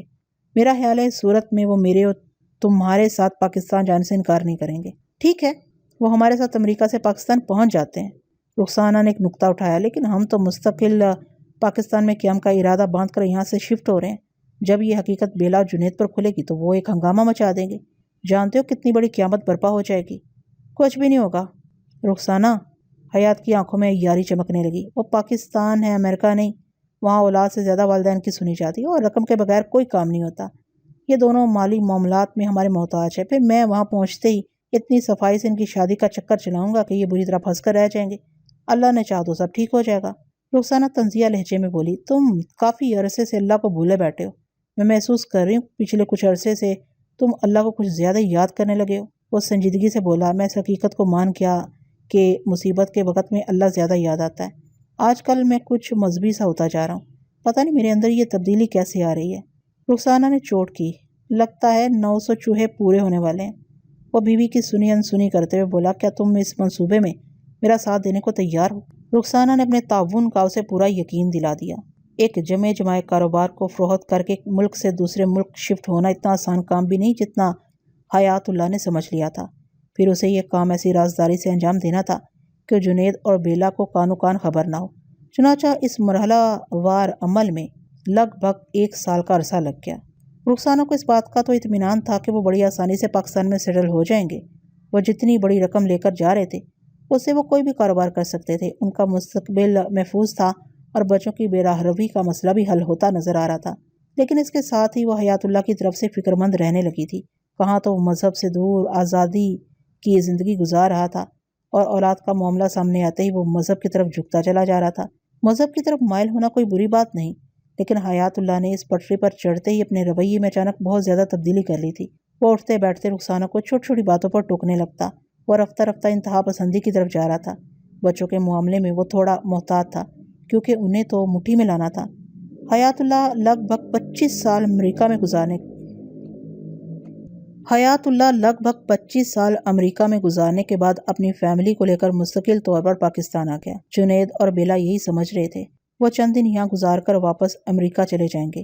یہ پہلی مرتبہ پاکستان آئے تھے اور اس ٹرپ کو ایک ایڈونچر سمجھتے ہوئے بھی انہوں نے پاکستان آنے کا فیصلہ کر لیا تھا، لیکن چند دنوں کے بعد جب حیات اللہ نے نارتھ ناظم آباد میں رہائش کے لیے ایک عالی شان بنگلہ خریدا تو بچوں نے والدین کی سازش کو محسوس کر لیا۔ اس سے پہلے وہ لوگ ہدایت اللہ کے پاس پاپوش نگر والے گھر میں ٹھہرے ہوئے تھے۔ حیات اللہ نے اپنے بڑے بھائی ہدایت اللہ کو ساری صورتحال سے آگاہ کر دیا تھا اور ہدایت اللہ اس بات پر بے حد خوش تھا کہ 25 سال بعد ہی صحیح چلو بھائی واپس تو آ گیا۔ اس سے بھی بڑی خوشی کی بات یہ تھی کہ حیات اللہ نے خواہش ظاہر کی تھی کہ وہ ہدایت اللہ کے بڑے بیٹے رضوان کو اپنی فرزندی میں لینا چاہتا ہے۔ یہ ساری پلاننگ بیلا اور جنید کو اعتماد میں لیے بغیر کی جا رہی تھی۔ جنید کے لیے حیات اللہ نے سوچا تھا کہ رضوان کی منجلی بہن فرحانہ کا رشتہ مانگ لے۔ ہدایت اللہ کے لیے یہ بڑے اعزاز اور شکر کی بات تھی کہ بیٹھے بٹھائے اس کی اولاد کے اچھے رشتے آ گئے تھے، لیکن جب جنید اور بیلا صورتحال سے آگاہ ہوئے تو انہوں نے صاف انکار کر دیا۔ وہ تو اسی بات پر والدین سے سخت ناراض تھے کہ انہوں نے پاکستان میں مستقل رہائش اختیار کرنے کا فیصلہ کیوں کر لیا تھا۔ کجا یہ کہ وہ اب شادی کے بندھن میں باندھ کر کہیں کا بھی نہیں چھوڑنا چاہتے تھے۔ رضوان معمولی شکل و صورت کا مالک ایک سانولا سا لڑکا تھا۔ BCom کرنے کے بعد وہ ایک پرائیویٹ فرم میں اکاؤنٹنٹ بھرتی ہو گیا تھا۔ بیلا کو جب یہ معلوم ہوا کہ اس کے والدین رضوان سے اس کی شادی کی بات کر رہے ہیں تو اس نے بڑے دو ٹوک الفاظ میں رضوان کو مسترد کر دیا۔ رضوان کے برعکس اس کی مجلی بہن فرحانہ انتہائی سلیقہ شعار اور گوری چٹی خوبصورت لڑکی تھی۔ اس نے FA کر لیا تھا اور BA کی تیاری کر رہی تھی، لیکن ان تمام تر خوبیوں کے باوجود بھی جنید نے اسے ریجیکٹ کر دیا۔ یہ صورتحال نے حیات اللہ اور رخسانہ کو پریشان کر دیا۔ بیلا اور جنید صرف شادی ہی سے انکاری نہیں تھے بلکہ انہیں اس بات پر بھی غصہ تھا کہ انہیں ایک دھوکے کے تحت پاکستان منتقل کر دیا گیا تھا۔ حیات اللہ نے بڑی چالاکی سے ان کے پاسپورٹس اور دیگر ضروری کاغذات غائب کر دیے اور رقم وغیرہ بھی ان کے ہاتھ نہ لگنے دی کہ کہیں وہ چپ چھپاتے ہی پھر سے امریکہ نہ اڑ جائیں۔ پاکستان آتے ہی حیات اللہ کی دوستی نظم الدین نامی ایک شخص سے ہو گئی۔ نظم الدین بھی نارتھ ناظم آباد ہی میں رہتا تھا اور نہایت ہی انتہا پسند مذہبی آدمی تھا۔ نظم الدین کی صحبت میں حیات اللہ پر وہ رنگ چڑھا کہ اسے اپنے ماحول میں ہونے والی ہر بات گناہ دکھائی دینے لگی۔ اسلام اعتدال پسندی اور رواداری کا مذہب ہے جو انسان کو عبادت کے ساتھ ساتھ اعلیٰ اخلاق اور میانہ روی کا درس دیتا ہے۔ اس کے ساتھ ہی یہ مذہب انتہا پسندی، ظلم و شرک کی مذمت بھی کرتا ہے، لیکن بعض لوگ خود کو انتہائی مذہبی ظاہر کرتے ہوئے انتہا پسندی کی اس حد کو چھو لیتے ہیں کہ ان سے وابستہ افراد اذیت میں مبتلا ہو جاتے ہیں۔ حیات اللہ کی ایسی جون بدلی کہ وہ کچھ سے کچھ ہو گیا۔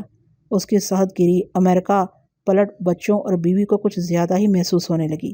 نظم الدین کی صحبت کے بعد حیات اللہ جس قسم کی نام نہاد مذہبی زندگی گزار رہا تھا وہ اللہ اور اللہ کے رسول صلی اللہ علیہ وسلم کے احکام کی روشنی میں کسی بھی طور پر درست اور نارمل زندگی نہیں تھی۔ اس نے اپنی بیوی اور بچوں کو ایک تماشا بنانے کے لیے اتنی سختی کرنی شروع کر دی کہ گھر میں ایک سرد جنگ کا آغاز ہو گیا۔ رخسانہ اگر کسی نامحرم سے بات کر لیتی تو اس کی شامت آ جاتی۔ اسے برقع پہن کر گھر سے نکلنے کا حکم تھا۔ جنید اور بیلا پر کی جانے والی سختیاں اس سے بھی زیادہ مضحکہ خیز تھیں۔ یہ وہی حیات اللہ تھا جس نے اپنی ترقی کی خاطر ایک پردہ دار بیوی کو تمام حجابوں سے نکال کر چست جینز اور ہاف ٹی شرٹ کی راہ دکھائی تھی۔ رخسانہ اس کی خوشی کی خاطر ڈسکو بھی جانے لگی تھی۔ اب وہی حیات اللہ اپنی کایا پلٹ کے بعد گھر کے 3 افراد کے لیے ایک مسئلہ بن گیا تھا۔ فطرت کا یہ اصول ہے کہ جب کسی بھی شعبے میں سختی اور زیادتی حد سے زیادہ بڑھ جائے تو وہاں بغاوت ضرور جنم لیتی ہے۔ اسی اصول کے تحت رخسانہ بیلا اور جنید میں ایکا ہو گیا۔ اس محاذ پر حیات اللہ بالکل اکیلا رہ گیا۔ حیات اللہ کی تمام تر سختی کے باوجود بھی جب رخسانہ نے اولاد کا ساتھ دینے کا فیصلہ کر لیا تو صورتحال میں تبدیلی آنے لگی۔ کسی بھی گھر میں عورت کی بڑی اہمیت ہوتی ہے۔ اس گھر کی عورت رخسانہ نے دونوں بچوں کو اپنی مٹھی میں کر لیا۔ وہ تینوں حیات اللہ کے خلاف ہو گئے۔ جنید اور بیلا نے رخسانہ کے ساتھ اس لیے بھی الحاق کر لیا کہ حیات اللہ نے ان کا دل توڑ دیا تھا۔ وہ دونوں اپنے والدین کی دھوکہ دہی پر برہم تو تھے ہی، لیکن حیات اللہ نے اس سے بھی بڑھ کر ایک کام دکھا دیا۔ بیلا نے رضوان کو اور جنید نے فرحانہ کو بڑے واضح الفاظ میں مسترد کر دیا تھا۔ یہ بات حیات اللہ کے دل میں چپ کر رہ گئی۔ کچھ عرصے بعد جب جنید اور بیلا نے مختلف کوششیں کر کے یہ دیکھ لیا کہ اب انہیں بادل نخواستہ پاکستان ہی میں رہنا ہے تو انہوں نے یہاں رہتے ہوئے اپنے لیے ایک من پسند راہ نکالنے کی کوشش کی۔ اس بحث میں الجھنے کی ضرورت نہیں کہ انہوں نے امریکہ جانے کی کوشش موقوف کیوں کر دی۔ جنید امریکہ میں فیشن ڈیزائننگ کے شعبے میں کام کر چکا تھا۔ گھر کے ماحول سے فرار حاصل کرنے کے لیے اس نے کلفٹن میں واقع فیشن ڈیزائننگ کا ایک ادارہ جوائن کر لیا۔ اس ادارے میں کام کرنے والے لڑکے لڑکیوں میں اکثریت برگرز کی تھی، اس لیے بھی جنید کا وہاں دل لگ گیا۔ پھر یہ دل لگ جانا دل لگی تک پہنچ گیا۔ ادارے کی ایک لڑکی روبی سے اس کی اتنی گہری دوستی ہوگی کہ انہوں نے شادی کرنے کا فیصلہ کر لیا۔ بات رخسانہ کے توسط سے حیات اللہ تک پہنچی تو اس نے ایک معمولی سی بات کو ایشو بنا کر ہنگامہ کھڑا کر دیا۔ روبی ایک بہت بڑے باپ کی بیٹی تھی۔ اس کا تعلق ایک بینکر فیملی سے تھا۔ باپ کے علاوہ روبی کے دونوں بڑے بھائی اور بہن بھی مختلف بینکوں میں اعلیٰ عہدوں پر فائز تھے۔ جب یہ بات حیات اللہ کو پتہ چلی تو اس نے یہ کہہ کر اس رشتے سے صاف انکار کر دیا۔ لڑکی کی پرورش رزق حرام سے ہوئی، لہٰذا میں ایسی لڑکی کو اپنے گھر کی بہو نہیں بنا سکتا۔ حیات اللہ کے مطابق بینک کی نوکری کرنے والوں کی آمدنی سراسر حرام کی ہوتی ہے، کیونکہ بینک کا ہر کاروبار سود پر مبنی ہے۔ اس قسم کے خطرناک خیالات نظم الدین نے اس کے ذہن میں بھرے تھے۔ بہرحال اس بات سے قطع نظر کہ بینک کی ملازمت سے حاصل کیا جانے والا رزق کس زمرے میں آتا ہے، سوچنے اور غور کرنے والی بات یہ ہے کہ اس میں روبی بیچاری کا کیا قصور تھا۔ اس قسم کی ہٹ دھرمی حیات اللہ نے بیلا کے معاملے میں بھی دکھائی۔ اس نے بھی خود کو نفسیاتی مریض ہونے سے بچانے کے لیے ایک کمرشل اسٹوڈیو جانا شروع کر دیا تھا۔ ٹرپل ایم نامی یہ اسٹوڈیو ہل پارک کے نزدیک PECHS میں واقع تھا اور وہاں ملٹی میڈیا مارکیٹنگ کا ہر کام ہوتا تھا۔ بیلا نے امریکہ میں آرٹ اینڈ ڈائریکشن کے شعبے میں بہت کچھ سیکھ رکھا تھا۔ 2-4 دن ہی میں اسٹوڈیو کے مالک فیضان کو یہ محسوس ہو گیا کہ بیلا اس اسٹوڈیو کے لیے بہت مفید ثابت ہو سکتی ہے۔ اس نے بیلا کو بھاری معاوضے پر اپنے یہاں رکھ لیا۔ چند روز بعد بیلا کی ایک ماڈل جواد حسن سے انڈرسٹینڈنگ ہو گئی۔ جواد حسن، جو کمرشلز کی دنیا میں محض حسن کے نام سے جانا جاتا تھا، ایک وجیح، پڑھا لکھا اور سلجھا ہوا لڑکا تھا۔ وہ بھی بیلا پر بری طرح فریفتہ ہو گیا۔ بیلا کا حسن و رعنائی کسی تعریف کے محتاج نہیں تھے اور نہ ہی انہیں کسی تعارف کی ضرورت تھی۔ بہت جلد ہی وہ ایک دوسرے کے قریب آ گئے، اتنے قریب کہ حسن نے حیات اللہ کی غیر موجودگی میں بیلا کے گھر بھی آنا جانا شروع کر دیا۔ اس سلسلے میں بیلا کو اپنی ماں کی مدد اور تائید حاصل تھی۔ رخسانہ اپنے شوہر کے ظالمانہ رویوں سے تنگ آ کر پوری طرح اولاد کی حمایتی ہو گئی تھی۔ کسی طرح حیات اللہ کو حسن کے معاملے کی خبر ہو گئی اور اس نے ایک مرتبہ پھر گھر کے اندر ایک طوفان کھڑا کر دیا۔ اس طوفان کا جو نتیجہ نکل سکتا ہے اس کی تفصیل بیان کرنا ضروری نہیں، آپ بھی اسی معاشرے کے فرد ہیں، بآسانی سمجھ سکتے ہیں۔ بیلا کا اسٹوڈیو جانا بند کر دیا گیا۔ ایک دلچسپ بات یہ ہے کہ حیات اللہ ان دنوں محرم اور نامحرم کے چکر میں کچھ زیادہ ہی پڑا ہوا تھا، لیکن اس کے ساتھ ہی وہ رضوان کی پیٹھ بھی ٹھوکتا رہتا تھا کہ وہ اس کے گھر اکثر آتا جاتا رہے۔ نہ صرف آتا جاتا رہے بلکہ کسی طرح بیلا کو اپنی طرف مائل کرنے کی کوشش بھی کرے۔ یوں محسوس ہوتا تھا جیسے اس نے مذہب اختیار نہ کیا ہو بلکہ دنیا دکھانے کے لیے مذہب کا لبادہ اوڑھ لیا ہو۔ یہ سراسر منافقت اور ریاکاری تھی۔ حالانکہ اگر دیانتداری سے دیکھا جاتا تو رضوان بھی بیلا کے لیے ایک نامحرم ہی تھا، اور رضوان کا بیلا کو رام کرنے کے لیے حیات اللہ کا اکسانا بھی کوئی جائز عمل نہیں تھا۔ لیکن ہوتا یہ ہے کہ کسی بھی شعبے کے نام نہاد چیمپئن افراد کو اپنی آنکھ کا شتیر دکھائی نہیں دیتا، مگر دوسرے کی آنکھ میں پڑا ہوا تنکا بڑی وضاحت سے نظر آنے لگتا ہے۔ بیلا نے اسٹوڈیو جانا چھوڑ دیا تو اسٹوڈیو کے مالک فیضان نے گھر کے چکر کاٹنے شروع کر دیے۔ حسن کی آمدورفت بھی موقوف نہیں ہوئی تھی اور رضوان بھی اپنے چچا کی فرمائش پر ادھر کا پھیرا لگا لیتا تھا۔ رخسانہ کو رضوان ایک آنکھ نہیں بھاتا تھا۔ جب بھی حسن یا فیضان گھر میں موجود ہوتے تو رضوان کو گیٹ پر ہی سے ٹہلا دیتی تھی۔ تاہم حسن اور فیضان کی آمدورفت حیات اللہ کی غیر موجودگی میں بھی ہوتی تھی۔ حیات اللہ کا زیادہ وقت اپنے دوست نظم الدین کے ساتھ گزرتا تھا۔ پتہ نہیں حسن اور فیضان حیات اللہ کے معمول سے واقف ہو گئے تھے یا رخسانہ انہیں اس سلسلے میں مطلع کر دیتی تھی۔ بہرحال نامحرموں کی یہ آمدورفت حیات اللہ سے چھپی ہوئی نہیں تھی۔ یہ سلسلہ کچھ عرصے تک بخیر و خوبی چلتا رہا۔ پھر پتہ چلا کہ ہدایت اللہ کے بڑے بیٹے رضوان نے اپنے امریکہ پلٹ پیارے چچا حیات اللہ کو قتل کر دیا ہے۔ ریمانڈ کی مدت پوری ہونے کے بعد پولیس نے عدالت میں چالان پیش کر دیا۔ مجھے اس دوران میں بھاگ دوڑ کے لیے بہت کم وقت مل سکا تھا، لیکن پھر بھی میں نے حسن، فیضان، روبی، بیلا اور جنید کے بارے میں اچھی خاصی معلومات حاصل کر لی تھی۔ ابھی تک براہ راست ان میں سے کسی سے میری ملاقات نہیں ہوئی تھی۔ بہرحال میں اپنے مطلب کی باتوں تک رسائی حاصل کر چکا تھا۔ پوسٹ مارٹم کی رپورٹ کے مطابق حیات اللہ کی موت 4 جنوری کی رات 9 اور 10 بجے کے درمیان واقع ہوئی تھی۔ وہ اپنے بیڈ روم میں مردہ پایا گیا تھا۔ قاتل نے اس کے سینے پر تکیہ رکھ کر فائرنگ کی تھی تاکہ گولی چلنے کی آواز دور تک نہ جا سکے۔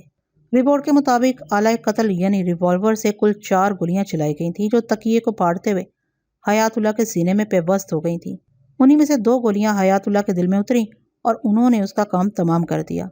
پولیس آلہ قتل برآمد نہیں کر سکی تھی، تاہم اس رات لگ بھگ 11:30 بجے انہوں نے میرے موکل اور اس کیس کے ملزم رضوان کو اس کے گھر واقع پاپوش نگر سے گرفتار کر لیا۔ میں نے اس روز عدالت میں اپنے موکل کی ضمانت کروانے کی پوری کوشش کی، لیکن مجھے اس کوشش میں کامیابی نہ ہو سکی۔ قتل کے ملزم کی ضمانت بڑی مشکل سے ہوتی ہے۔ پھر پولیس کی طرف سے میرے موکل کے خلاف جو چالان پیش کیا گیا وہ بڑا بھرپور تھا، لہٰذا جج نے 10 روز بعد کی تاریخ دے کر عدالت برخاست کر دی۔ ہم عدالت سے باہر آئے تو میرے موکل کے باپ ہدایت اللہ نے امید بھری نظر سے مجھے دیکھا اور کہا، بیگ صاحب، کیا آپ کو یقین ہے کہ میرا بیٹا اس مصیبت سے نکل آئے گا؟ میں نے اس کے کندھے پر ہاتھ رکھا اور تسلی بخش لہجے میں کہا، آپ کا بیٹا بے گناہ ہے۔ اس بات کا میں نے بخوبی اندازہ لگا لیا، لیکن جب تک اس کی بے گناہی کو عدالت کے روبرو ثابت نہ کر دیا جائے وہ آزاد نہیں ہوگا۔ مجھے امید ہے میں یہ مشکل کام کر گزروں گا، مگر اس سلسلے میں مجھے آپ کے تعاون کی ضرورت پیش آئے گی۔ خدا آپ کی زبان مبارک کرے وکیل صاحب۔ اور میری تسلی اور یقین دہانی کے جواب میں بولا، پھر کہا، میں آپ سے ہر قسم کے تعاون کے لیے تیار ہوں، آپ حکم کریں۔ میں نے کہا، مجھے آپ کے مقتول بھائی حیات اللہ اور اس کے افراد خانہ کے بارے میں خاص قسم کی معلومات درکار ہیں۔ آپ ایسا کریں، شام کے وقت میرے دفتر آ جائیں۔ ٹھیک ہے جناب، میں حاضر ہو جاؤں گا، وہ تعاون آمیز لہجے میں بولا۔ میں ہدایت اللہ کو رخصت کر کے اپنی گاڑی کی جانب بڑھ گیا۔ اس شام وہ وعدے کے مطابق میرے دفتر آیا اور میں نے اس کے ذمے ایک ضروری کام لگا دیا۔ میں فی الحال اس کی تفصیل آپ کو نہیں بتاؤں گا۔ عدالتی کارروائی کے دوران میں یہ عام باتیں مختلف مواقع پر منکشف ہوتی رہیں گی۔ آئندہ پیشی سے پہلے ہدایت اللہ نے میری مطلوبہ معلومات مجھے فراہم کر دیں۔ ایک دلچسپ بات یہ سامنے آئی کہ وقوعے کے روز شام 5 بجے سے لے کر رات 9 بجے تک مختلف اوقات میں حسن، فیضان اور رضوان حیات اللہ کے گھر گئے تھے اور رضوان کی گرفتاری رخسانہ کی نشاندہی پر عمل میں آئی تھی۔ آئندہ پیشی سے پہلے چونکہ مجھے بھی دوڑ دھوپ کے لیے کافی وقت مل گیا تھا، لہٰذا اس کیس سے متعلق تمام اہم افراد کے بارے میں نے بھی اچھی خاصی معلومات حاصل کر لی تھیں۔ میں نے یہ کیس لڑنے کے لیے ایسی مضبوط بنیاد کا سامان جمع کر لیا تھا جس کے اوپر میں اپنی کامیابی کی بلند ترین عمارت کو بے خوف و خطر کھڑا کر سکتا تھا۔ عدالت کی باقاعدہ کارروائی کا آغاز ہوا۔ جج نے فرد جرم پڑھ کر سنائی اور ملزم رضوان نے صحت جرم سے انکار کر دیا۔ اس کے بعد استغاثہ کے گواہوں کا سلسلہ شروع ہوا۔ ایک بات کی وضاحت کر دوں کہ کسی کیس کا چالان عدالت میں پیش ہونے سے لے کر باقاعدہ کارروائی تک کا درمیانی عرصہ عدالت کی ابتدائی کارروائی کہلاتا ہے، جو انتہائی بور اور خشک ہوتا ہے۔ اس لیے میں نے کبھی اس کارروائی کی تفصیل بیان کرنے کی کوشش نہیں کی۔ میں نے جرح کا زاویہ ایسا رکھا ہے کہ ممکن ہے مجھ سے پہلے آپ اصل قاتل تک پہنچ جائیں۔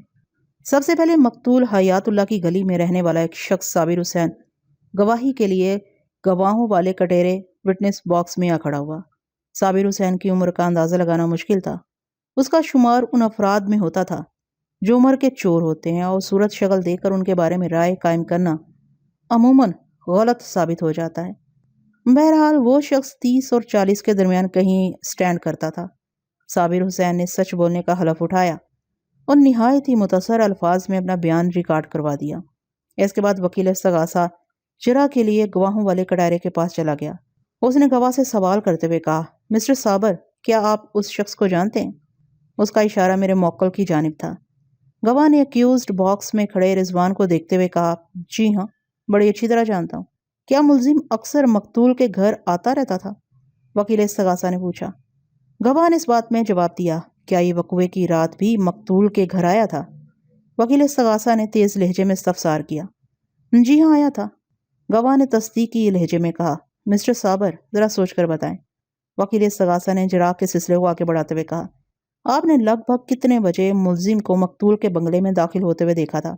گواہ نے جواب دیا، یہ ایک اتفاق ہے کہ میں نے وقوعہ کے روز ملزم کو مقتول کے بنگلے میں داخل ہوتے ہوئے نہیں دیکھا، بلکہ وہاں سے رخصت ہوتے وقت میں نے اسے دیکھا تھا۔ صابر حسین، تم نے معزز عدالت کے روبرو بیان دیا ہے کہ ملزم اکثر مقتول کے گھر آتا جاتا رہتا تھا۔ وکیل صفائی نے خاص زاویے سے سوال کیا، وقوعے کے روز تم نے اسے وہاں سے رخصت ہوتے دیکھا تھا، کیا وقوعے کی رات تم نے اس کے انداز میں کوئی خاص بات نوٹ کی؟ وہ بڑی افراتفری میں مقتول کے بنگلے سے برآمد ہوا تھا۔ گواہ نے کسی رٹو طوطے کی طرح جواب دیا، انداز ایسا ہی تھا جیسے وہ بنگلے میں نقب لگا کر وہاں سے فرار ہو رہا ہو۔ وہ بنگلے سے نکلا، اس کا انداز گھبراہٹ اور افراتفری سے بھرپور تھا۔ وکیل استغاثہ ایک ایک لفظ پر زور دیتے ہوئے بولا، بنگلے کے باہر آنے کے بعد اس نے کیا کیا؟ گواہ نے ایک لمحہ غور کرنے کے بعد جواب دیا، وہ جس تیزی سے بنگلے سے نکلا تھا اسی تیزی سے اپنی نیلی موٹر سائیکل پر سوار ہو کر وہاں سے اڑن چھو ہو گیا۔ صابر حسین، کیا تم ملزم کی نیلی موٹر سائیکل کا میک بتا سکتے ہو؟ جی وہ نیلی موٹر سائیکل سوزوکی کمپنی تھی۔ That's all you owner. وکیل استغاثہ نے اپنی جرح موقوف کی تو اجازت پانے کے بعد میں گواہ والے کٹہرے کے قریب آ گیا۔ میں چند لمحات تک استغاثہ کے گواہ صابر حسین کی آنکھوں میں دیکھتا رہا، پھر معتدل انداز میں سوال کیا، صابر حسین، آپ نے معزز عدالت کو بیان دیا ہے اور بعد میں وکیل استغاثہ کی جرح کے جواب میں اس بات کی تصدیق کی ہے کہ آپ ملزم رضوان کو بڑی اچھی طرح جانتے ہیں۔ آپ اس واقفیت کی وضاحت کریں گے؟ وضاحت؟ وہ گڑبڑا گیا۔ وضاحت کیا ہوگی؟ آپ گھبرائیں نہ، بلکہ میرے سوال کو سمجھنے کی کوشش کریں۔ میں نے بدستور اس کی آنکھوں میں دیکھتے ہوئے کہا، معزز عدالت کو صرف اتنا بتائیں کہ آپ ملزم کو کس حوالے سے جانتے ہیں۔ اس حوالے سے کہ وہ اکثر وہاں آتا تھا، وہ سنبھلتے ہوئے بولا، اور مجھے معلوم تھا وہ مقتول کا کوئی رشتہ دار ہے۔ کیا آپ مقتول اور ملزم کے درمیان رشتے کی نوعیت کو سمجھتے ہیں؟ میری معلومات کے مطابق ملزم مقتول کا بھتیجا ہے۔ صابر حسین، آپ ملزم کو اکثر و بیشتر مقتول کے گھر آتے جاتے دیکھتے رہتے تھے۔ میں نے غیر محسوس طور پر اسے گھسنا شروع کیا۔ کیا آپ کو دنیا میں اور کوئی کام نہیں؟ وہ اچھل پڑا۔ کیا مطلب ہے آپ کا؟ وکیل استغاثہ گواہ کی مدد کو لپکا اور خاصی تیز آواز میں بولا، آبجیکشن یور آنر۔ وکیل صفائی آڑے تیڑے سوالات سے معزز گواہ کو ہراساں کرنے کی کوشش کر رہے ہیں۔ کیا تم ہراساں ہو مسٹر صابر؟ میں نے براہ راست گواہ سے پوچھ لیا۔ وہ امداد طلب نظر سے وکیل استغاثہ کو دیکھنے لگا۔ جج نے مجھ سے مخاطب ہوتے ہوئے کہا، بیگ صاحب، آپ اپنے سوال کو تھوڑا آسان کر دیں۔ میں کوشش کرتا ہوں جناب عالی۔ میں نے جج کی طرف دیکھتے ہوئے نہایت ہی مہذب انداز میں کہا، پھر گواہ کی جانب متوجہ ہو گیا۔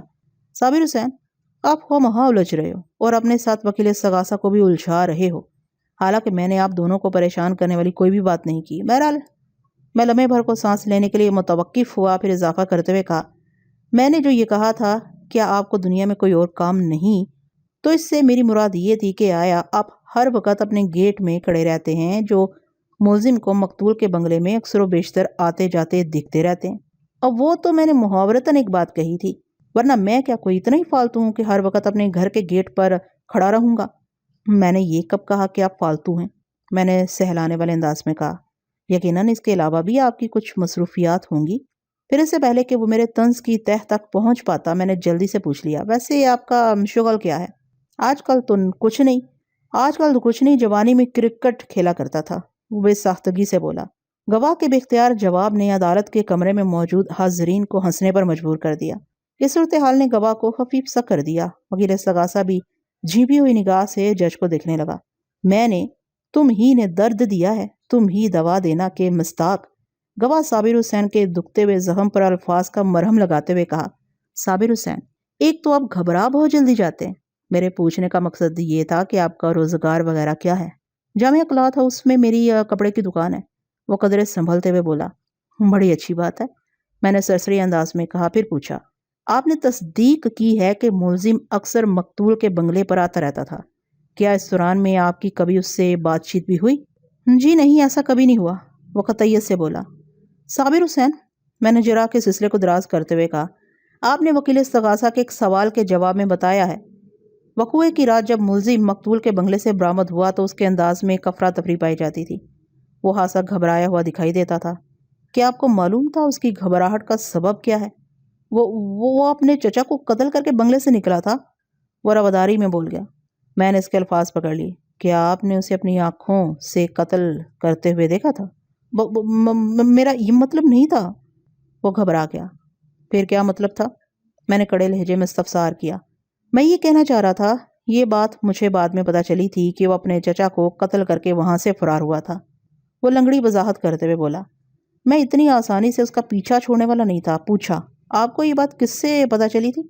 وہ مزید بوکھلا گیا۔ کسی سے بھی پتہ نہیں چلی تھی، میں تو یہ کہہ رہا ہوں مقتول حیات اللہ کی موت کے بعد یہ خبر عام ہو گئی کہ اسے بھتیجے نے قتل کر دیا، اور دیکھ لیں یہ بندہ اپنے چچا کے قتل کے الزام میں عدالت میں کھڑا ہے۔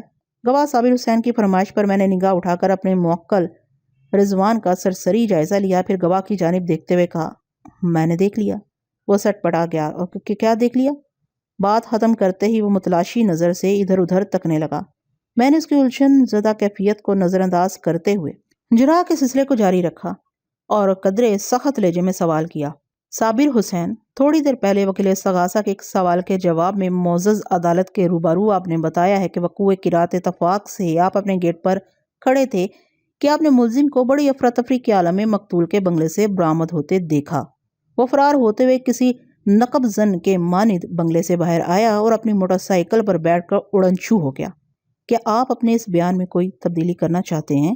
وکیل استغاثہ نے اپنی موجودگی کا ثبوت دینا ضروری جانا اور اپنی جگہ سے اٹھ کر احتجاجی لہجے میں بولا، مجھے سخت اعتراض ہے جناب عالی، میرے فاضل دوست گواہ کو الجھانے کی کوشش کر رہے ہیں۔ استغاثہ کا معزز گواہ اپنے بیان کو کیوں بدلنا چاہے گا؟ میں نے اپنا روئے سوہن جج کی طرف پھیرتے ہوئے کہا، جناب عالی، میں نے گواہ کو الجھانے کی چندہ کوشش نہیں کی۔ وکیل استغاثہ خواہ مہا بات کا پتنگڑ بنا رہے ہیں۔ میرے سوال کے جواب میں گواہ بڑی سہولت سے کہہ سکتا ہے، میں نے جو بیان دیا ہے اس میں تبدیلی کی کوئی گنجائش نہیں۔ جج نے گواہ سے پوچھا، تم اس سلسلے میں کیا کہتے ہو؟ گواہ نے عجیب سی نظر سے وکیل استغاثہ کو دیکھا اور بولا، ظاہر ہے جناب، میں اپنا بیان کیوں بدلوں گا؟ میں گواہ کی جانب متوجہ ہو گیا۔ صابر حسین، آپ جس گلی میں رہتے ہیں کیا وہاں مناسب لائٹ کا انتظام ہے؟ میرا مطلب ہے کہ گلی میں اسٹریٹ لائٹس نصب ہیں؟ جی ہاں، ہماری گلی میں روشنی کا مناسب بندوبست ہے، اس نے جواب دیا۔ آپ اور مقتول حیات اللہ ایک ہی گلی میں رہتے تھے؟ میں نے اس کی آنکھوں میں دیکھتے ہوئے کہا، کیا آپ خود کو مقتول کا پڑوسی کہہ سکتے ہیں؟ میں نے پیچھے ہاتھ پاؤں کو زحمت دینا اور دوڑ دھوپ کا جو ذکر کیا ہے، اس کے توفیل مجھے جو مفید معلومات حاصل ہوئی تھی ان میں ایک بات یہ بھی تھی کہ گواہ اور مقتول کے بنگلے ایک گلی میں ہونے کے باوجود بھی 50-60 گز کے فاصلے پر واقع تھے۔ گواہ نے جواب دیا، آپ ہمیں پڑوسی تو نہیں کہہ سکتے، البتہ گلی ایک ہی ہے۔ میرے اندازے کے مطابق آپ دونوں کے گھروں میں کم و بیش 60 گز کا فاصلہ ہے۔ میں نے کہا، میرا اندازہ غلط تو نہیں؟ آپ بالکل ٹھیک کہہ رہے ہیں۔ میں نے پوچھا، کیا ملزم افراتفری کے عالم میں موٹر سائیکل پر سوار ہو کر آپ کے سامنے سے گزرا تھا؟ نہیں، وہ گلی کی دوسری سمت سے گیا تھا، اس نے پورے وثوق سے جواب دیا۔ میں نے اس کی آنکھوں میں جھانکتے ہوئے سوال کیا، صابر حسین، آپ نے وکیل استغاثہ کے سوالات کے جواب میں بتایا ہے کہ ملزم نیلے رنگ کی سوزوکی موٹر سائیکل پر سوار ہو کر وہاں سے فرار ہوا تھا۔ کیا آپ نے 50-60 گز کے فاصلے پر موٹر سائیکل کا رنگ اور میک دیکھ لیا تھا؟ میں اتنے فاصلے سے بھلا کیسے دیکھ سکتا تھا؟ وہ عجیب سے لہجے میں بولا۔ پھر آپ کے وثوق کا سبب کیا ہے؟ میں نے پوچھا۔ وہ دراصل بات یہ ہے کہ میں نے ملزم کو اس موٹر سائیکل پر وہاں آتے جاتے دیکھا تھا، وہ وضاحت کرتے ہوئے بولا، اس لیے مجھے اس سلسلے میں کوئی دشواری پیش نہیں آئی۔ تو گویا آپ کا بیان ایک اندازے پر قائم ہے۔ میں نے تیز نظر سے اسے گھورا۔ وہ پریشان نظر سے وکیل استغاثہ کو دیکھنے لگا۔ میں نے چڑھائی جاری رکھی۔ وقوع کی رات ملزم وہاں سے فرار ہوتے وقت آپ کے پاس سے نہیں گزرا۔ آپ نے اس کی شکل دیکھی اور نہ ہی موٹر سائیکل کو دیکھنے کا اتفاق ہوا۔ یہ بھی تو ہو سکتا ہے وہ ملزم نہ ہو، اس کی جگہ کوئی اور شخص وہاں سے فرار ہوا ہو۔ ملزم کی موٹر سائیکل کا رنگ میں نے اتنے فاصلے سے بھی دیکھ لیا تھا اور میں اس موٹر سائیکل کو اچھی طرح پہچانتا ہوں۔ وہ ذہنی طور پر ہاسا الجھ گیا تھا۔ اس کی سمجھ میں نہیں آ رہا تھا کہ میرے کس سوال کا کیا جواب دے۔ میں نے اسے مزید پریشان کرنے کے لیے کہا، صابر حسین، اگر میں یہ دعویٰ کروں کہ وقوع کی رات آپ جس نیلی موٹر سائیکل کو مقتول کے بنگلے سے جاتے دیکھا اس پر میں سوار ہو کر وہاں سے روانہ ہوا تھا، تو آپ میرے اس دعوے کو کس طرح جھٹلائیں گے؟ وہ بغلے جھانکنے لگا۔ وکیل استغاثہ اس موقع پر اس کی مدد کو لپکا۔ اس نے جج سے مخاطب ہوتے ہوئے کہا، جناب عالی، گواہ بڑی وضاحت سے بتا چکا ہے کہ وہ اکثر و بیشتر ملزم کو نیلی سوزوکی موٹر سائیکل پر اس گلی میں آتے جاتے دیکھتا رہتا تھا۔ ملزم کا اپنے چچا کے گھر آنا جانا تھا، لہٰذا اسے پہچاننے میں کوئی دشواری نہیں ہوئی۔ وکیل صفائی خواہ مہا اسے پریشان کر رہے ہیں، انہیں اس قسم کی حرکت سے باز رہنے کی تاکید کی جائے۔ جج نے اس موقع پر مجھے کوئی تاکید کی اور نہ ہی تنبیہ۔ وہ مجھ سے پوچھنے لگا، بیگ صاحب، آپ اور کتنا وقت لیں گے؟ میں نے دیوار گیر کلاک کی جانب نگاہ اٹھا کر دیکھا، عدالت کا وقت ختم ہونے میں 10 منٹ باقی تھے۔ میں نے کہا، جناب علی، بس 2-3 سوالات کے بعد میں اجرا ختم کر دوں گا، پلیز پروسیڈ۔ جج نے اجازت دینے والے انداز میں کہا۔ میں کٹہرے میں کھڑے ہوئے گواہ کی جانب متوجہ ہو گیا اور اسے مخاطب کرتے ہوئے کہا، صابر حسین، آپ نے بتایا ہے اور وکیل استغاثہ نے اس کی تصدیق بھی کی ہے کہ آپ ملزم کو اکثر و بیشتر مقتول کے گھر آتے جاتے دیکھتے تھے، لیکن کبھی آپ کی اس سے بات چیت نہیں ہوئی۔ وقوع کے روز آپ نے ملزم کو چوروں کے سے انداز میں مذکورہ بنگلے سے فرار ہوتے دیکھا۔ وہ موٹر سائیکل پر بیٹھا اور اڑن چھو ہو گیا۔ اس سے یہی ظاہر ہوتا ہے کہ آپ اپنے گھر کے سامنے پہلے سے موجود تھے۔ جی ہاں، میں لگ بھگ 10 منٹ سے اپنے گیٹ پر کھڑا تھا، اس نے جواب دیا، اور میں نے نیلی سوزوکی موٹر سائیکل کو مقتول کے بنگلے کے باہر کھڑے دیکھا تھا۔ میں چونکہ یہ بات پہلے سے جانتا تھا کہ مذکورہ موٹر سائیکل پر ملزم ہی وہاں آیا کرتا ہے، اس لیے صورت دیکھے بغیر میں سمجھ گیا وہ ملزم کے سوا کوئی نہیں ہو سکتا۔ میں نے پوچھا، صابر حسین، آپ نے وقوع کے روز ملزم کو مقتول کے بنگلے میں داخل ہوتے نہیں دیکھا، اور آپ کے بقول جب وہ وہاں سے رخصت ہوا تو بھی آپ اس کی صورت نہیں دیکھ سکے، محض بنگلے کے باہر موٹر سائیکل کی موجودگی سے آپ نے یہ فتویٰ صادر کر دیا کہ وہ بنگلے پر آیا تھا۔ یہ بھی تو ہو سکتا ہے اس موٹر سائیکل پر کوئی اور بنگلے پر پہنچا ہو، کیا آپ نے مقتول کے بنگلے کی گھنٹی بجا کر یہ تصدیق کی تھی کہ ملزم اندر موجود ہے؟ مجھے کیا ضرورت پڑی تھی اس قسم کی حرکتیں کرنے کی؟ وہ برہمی سے بولا۔ اس کا مطلب ہے آپ غائب کا علم جانتے ہیں، میں نے طنزیہ لہجے میں کہا۔ بغیر پوچھے اور دیکھے آپ کو یہ معلوم ہو گیا کہ ملزم اس روز مقتول کے بنگلے پر آیا تھا؟ میری مسلسل جرا سے وہ زچ ہو گیا اور تڑک کر اس نے الٹا مجھی سے سوال کر ڈالا۔ تو آپ یہ کہنا چاہتے ہیں کہ ملزم اس روز مقتول کے بنگلے میں نہیں آیا تھا؟ میں ہرگز یہ نہیں کہنا چاہتا، میں نے زیر لب مسکراتے ہوئے کہا۔ مقتول کے بنگلے پر اس روز نہ صرف ملزم پہنچا تھا بلکہ شام 5 سے لے کر رات 10 بجے تک ملزم کے علاوہ 2 اور افراد بھی اس بنگلے پر گئے تھے۔ مجھے اعتراض صرف آپ کے بیان کے اس حصے پر ہے کہ میرا موکل نہایت افراتفری کے عالم میں وہاں سے اس طرح فرار ہوا تھا جیسے کوئی نقب زن پکڑے جانے کے خوف سے موقع واردات سے فرار ہوتا ہے۔ میں نے جو کچھ دیکھا وہ بیان کر دی ہے، وہ کوتاہٹ امیز لہجے میں بولا۔ آپ میری بات کا یقین کریں یا نہ کریں یہ آپ کی مرضی ہے، میں نے ایک لفظ پر زور دیتے ہوئے کہا۔ اگر واقعی آپ نے کچھ دیکھا ہے تو اس کے بیان میں سراسر دروغ گوئی سے کام لے رہے ہیں۔ میرا موکل جس نارمل انداز میں وہاں آیا تھا ویسے ہی امن و امان سے رخصت بھی ہو گیا تھا۔ اس کے ساتھ ہی عدالت کا مقررہ وقت ختم ہو گیا۔ آئندہ پیشی پر ٹرپل ایم اسٹوڈیو میں تیار ہونے والے کمرشل سے شہرت حاصل کرنے والے ممتاز ماڈل جواد حسن گواہوں والے کٹہرے میں موجود تھا۔ اس کا بیان ہو چکا تو وکیل استغاثہ سوالات کے لیے اس کے پاس آ گیا۔ جواد حسن المعروف بحسن ایک ماڈل کے معیار پر ہر طرح پورا اترتا تھا، لہذا اس کی تعریف کی ضرورت محسوس نہیں ہوتی۔ امریکہ پلٹ حسین ساحرہ بیلا اگر اس پر فدا ہو گئی تھی تو یہ ایک بڑی بات نہیں تھی۔ وہ پرکشش اور وجی ہونے کے علاوہ ایک پڑھا لکھا اور خوبصورت نوجوان تھا۔ وکیل استغاثہ نے جرا کا آغاز کرتے ہوئے کہا، مسٹر حسین، کیا یہ درست ہے کہ ملزم اپنے مقتول چچا کو سخت ناپسند کرتا تھا؟ یہ بات 101% درست ہے، حسن بڑے وثوق سے بولا۔ اس ناپسندیدگی کا سبب کیا تھا؟ وکیل استغاثہ کی شرارت کچھ اور آگے بڑھی۔ جب کوئی شخص بار بار دھتکارے جانے کے باوجود بھی پیچھے نہ چھوڑے تو اس سے لازماً نفرت ہو جاتی ہے، حسن نے گہری سنجیدگی سے کہا۔ وہ ماڈل ہونے کے ساتھ ساتھ ایک اچھا اداکار بھی تھا، اضافہ کرتے ہوئے بولا۔ ملزم کی مقتول کے سلسلے میں ناپسندیدگی اسی نفرت کا رد عمل ہے جو مقتول اپنے دل میں ملزم کے لیے رکھتا تھا۔ وکیل استغاثہ نے ٹھہرے ہوئے لہجے میں کہا، مسٹر حسن، بات کچھ الجھ گئی ہے، کیا آپ معزز عدالت کے سامنے اس الجھن کو سلجھانے کے لیے تھوڑی وضاحت کریں گے؟ ضرور، وہ اپنے دلکش بالوں میں ایک ادا سے انگلیاں پھیرتے ہوئے بولا۔ دیکھیں جی، بات دراصل یہ ہے کہ ملزم مقتول کی بیٹی کے پیچھے پڑ گیا تھا۔ یہ مقتول کی بیٹی بیلا سے شادی کا خواہاں تھا، لیکن مقتول کو اس کی شکل ایک آنکھ نہیں بھاتی تھی۔ رشتہ داری کی وجہ سے وہ گھر میں ملزم کی آمد و رفت کو روک بھی نہیں سکتا تھا، لہٰذا دل ہی دل میں وہ ملزم کو برا بھلا کہتا اور جب بھی سامنا ہوتا تو ناپسندیدہ نظر سے دیکھتا۔ وہ لمحے بھر کو متوقف ہوا، پھر ایک گہری سانس خارج کرتے ہوئے بولا، مقتول کے یہ دلی جذبات ملزم سے پوشیدہ نہیں تھے۔ چچا اس کی راہ میں سب سے بڑی رکاوٹ تھا، چنانچہ وہ اپنی راہ کے اس بھاری پتھر سے نفرت کرنے لگا، جس کا نتیجہ بھی نکل آیا۔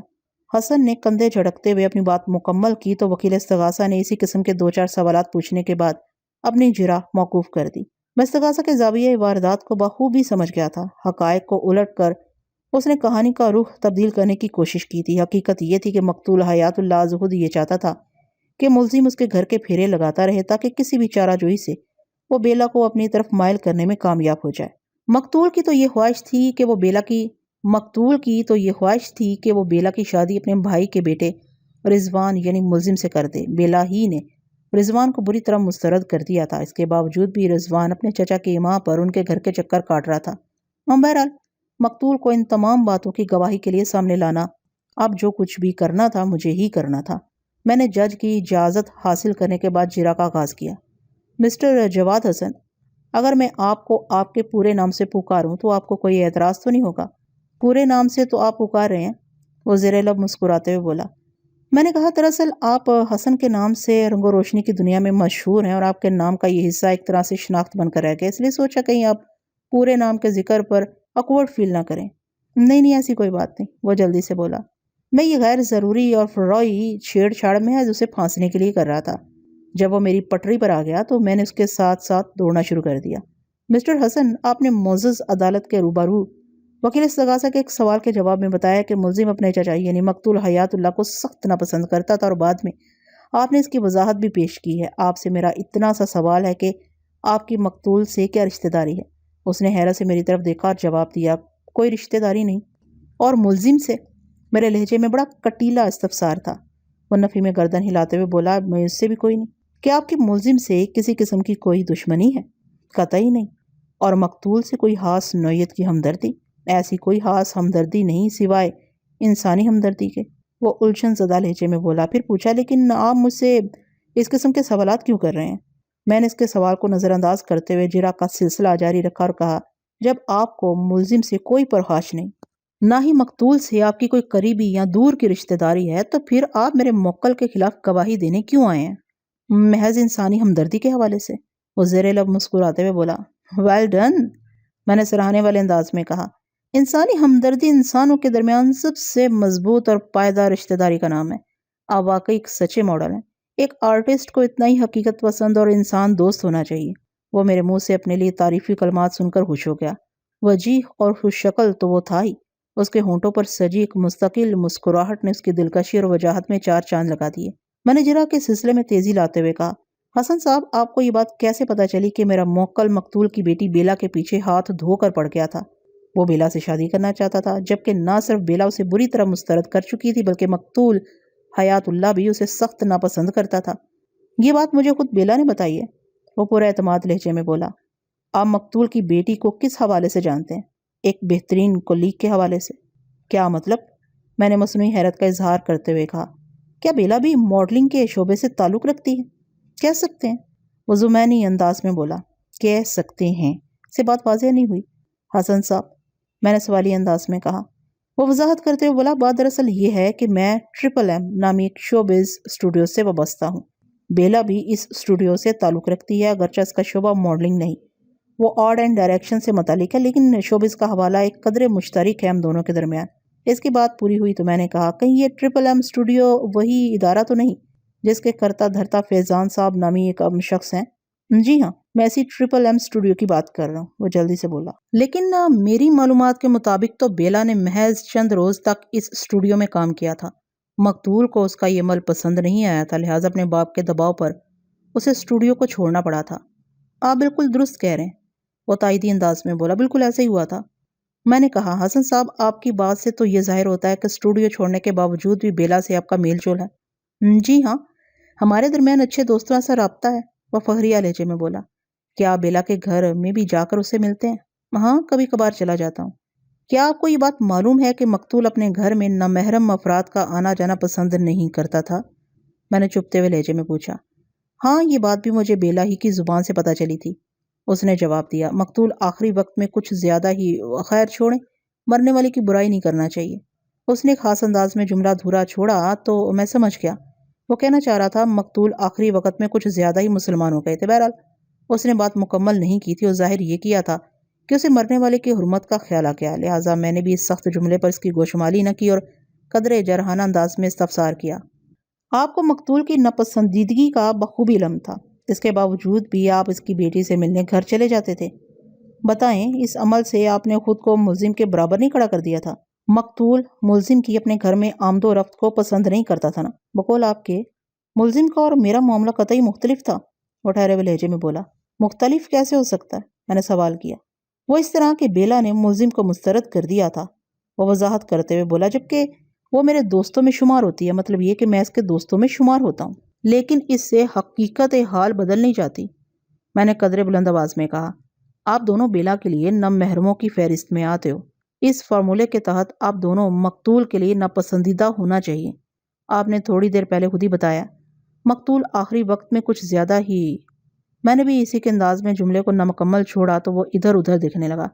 میں نے جرا کے سلسلے کو آگے بڑھاتے ہوئے پوچھا، اگر ملزم مقتول کی ناپسندیدگی کے سبب اسے قتل کر سکتا ہے تو ایسا خیال آپ کے ذہن میں بھی آنا چاہیے، کیا میں غلط کہہ رہا ہوں؟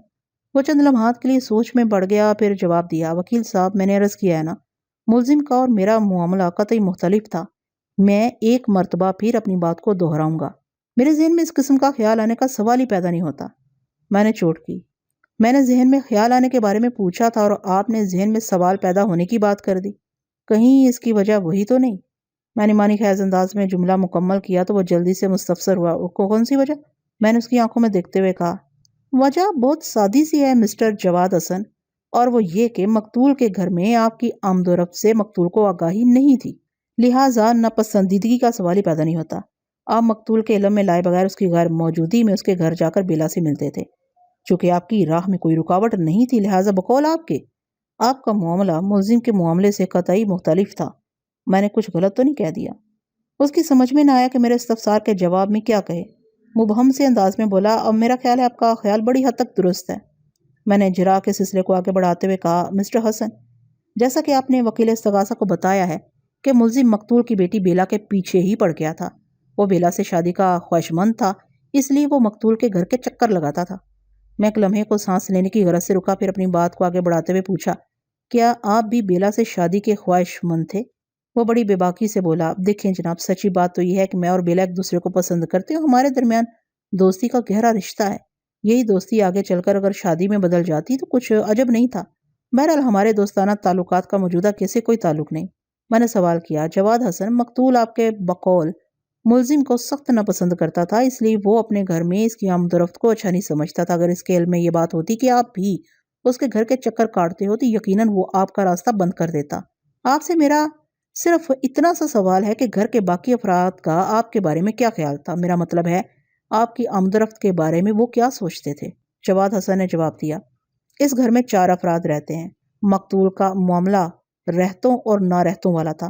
اس کا زیادہ تر وقت اپنے خام خیال دوست نظم الدین کے ساتھ گزرتا تھا۔ باقی 3 افراد میں سے بیلا سے میری اچھی انڈرسٹینڈنگ ہے۔ جنید اپنے معاملات میں الجھا رہتا ہے، اور جہاں تک بیلا کی ممی کا تعلق ہے تو اسے میرے وہاں آنے جانے پر کوئی اعتراض نہیں تھا۔ اس کا انداز خاصا ڈرامائی تھا۔ میں آپ کو ایک نکتے کی بات بتاؤں؟ ضرور ضرور، ارشاد۔ میں نے خاص انداز سے کہا، عدالت میں نکتے ہی تو اٹھائے جاتے ہیں، آپ بھی اس کار خیر میں ضرور حصہ لیں۔ وہ انکشاف انگیز لہجے میں بولا، مرنے والے کی برائی تو نہیں کرنی چاہیے، لیکن میں یہ کہے بنا نہیں رہ سکتا کہ مقتول کی زندگی میں جو انقلاب برپا ہوا تھا اس سے اس کی پوری فیملی بری طرح متاثر ہوئی تھی۔ بچوں کا معاملہ تو الگ ہے، لیکن میں یہاں خاص طور پر آنٹی رخسانہ کا ذکر کروں گا۔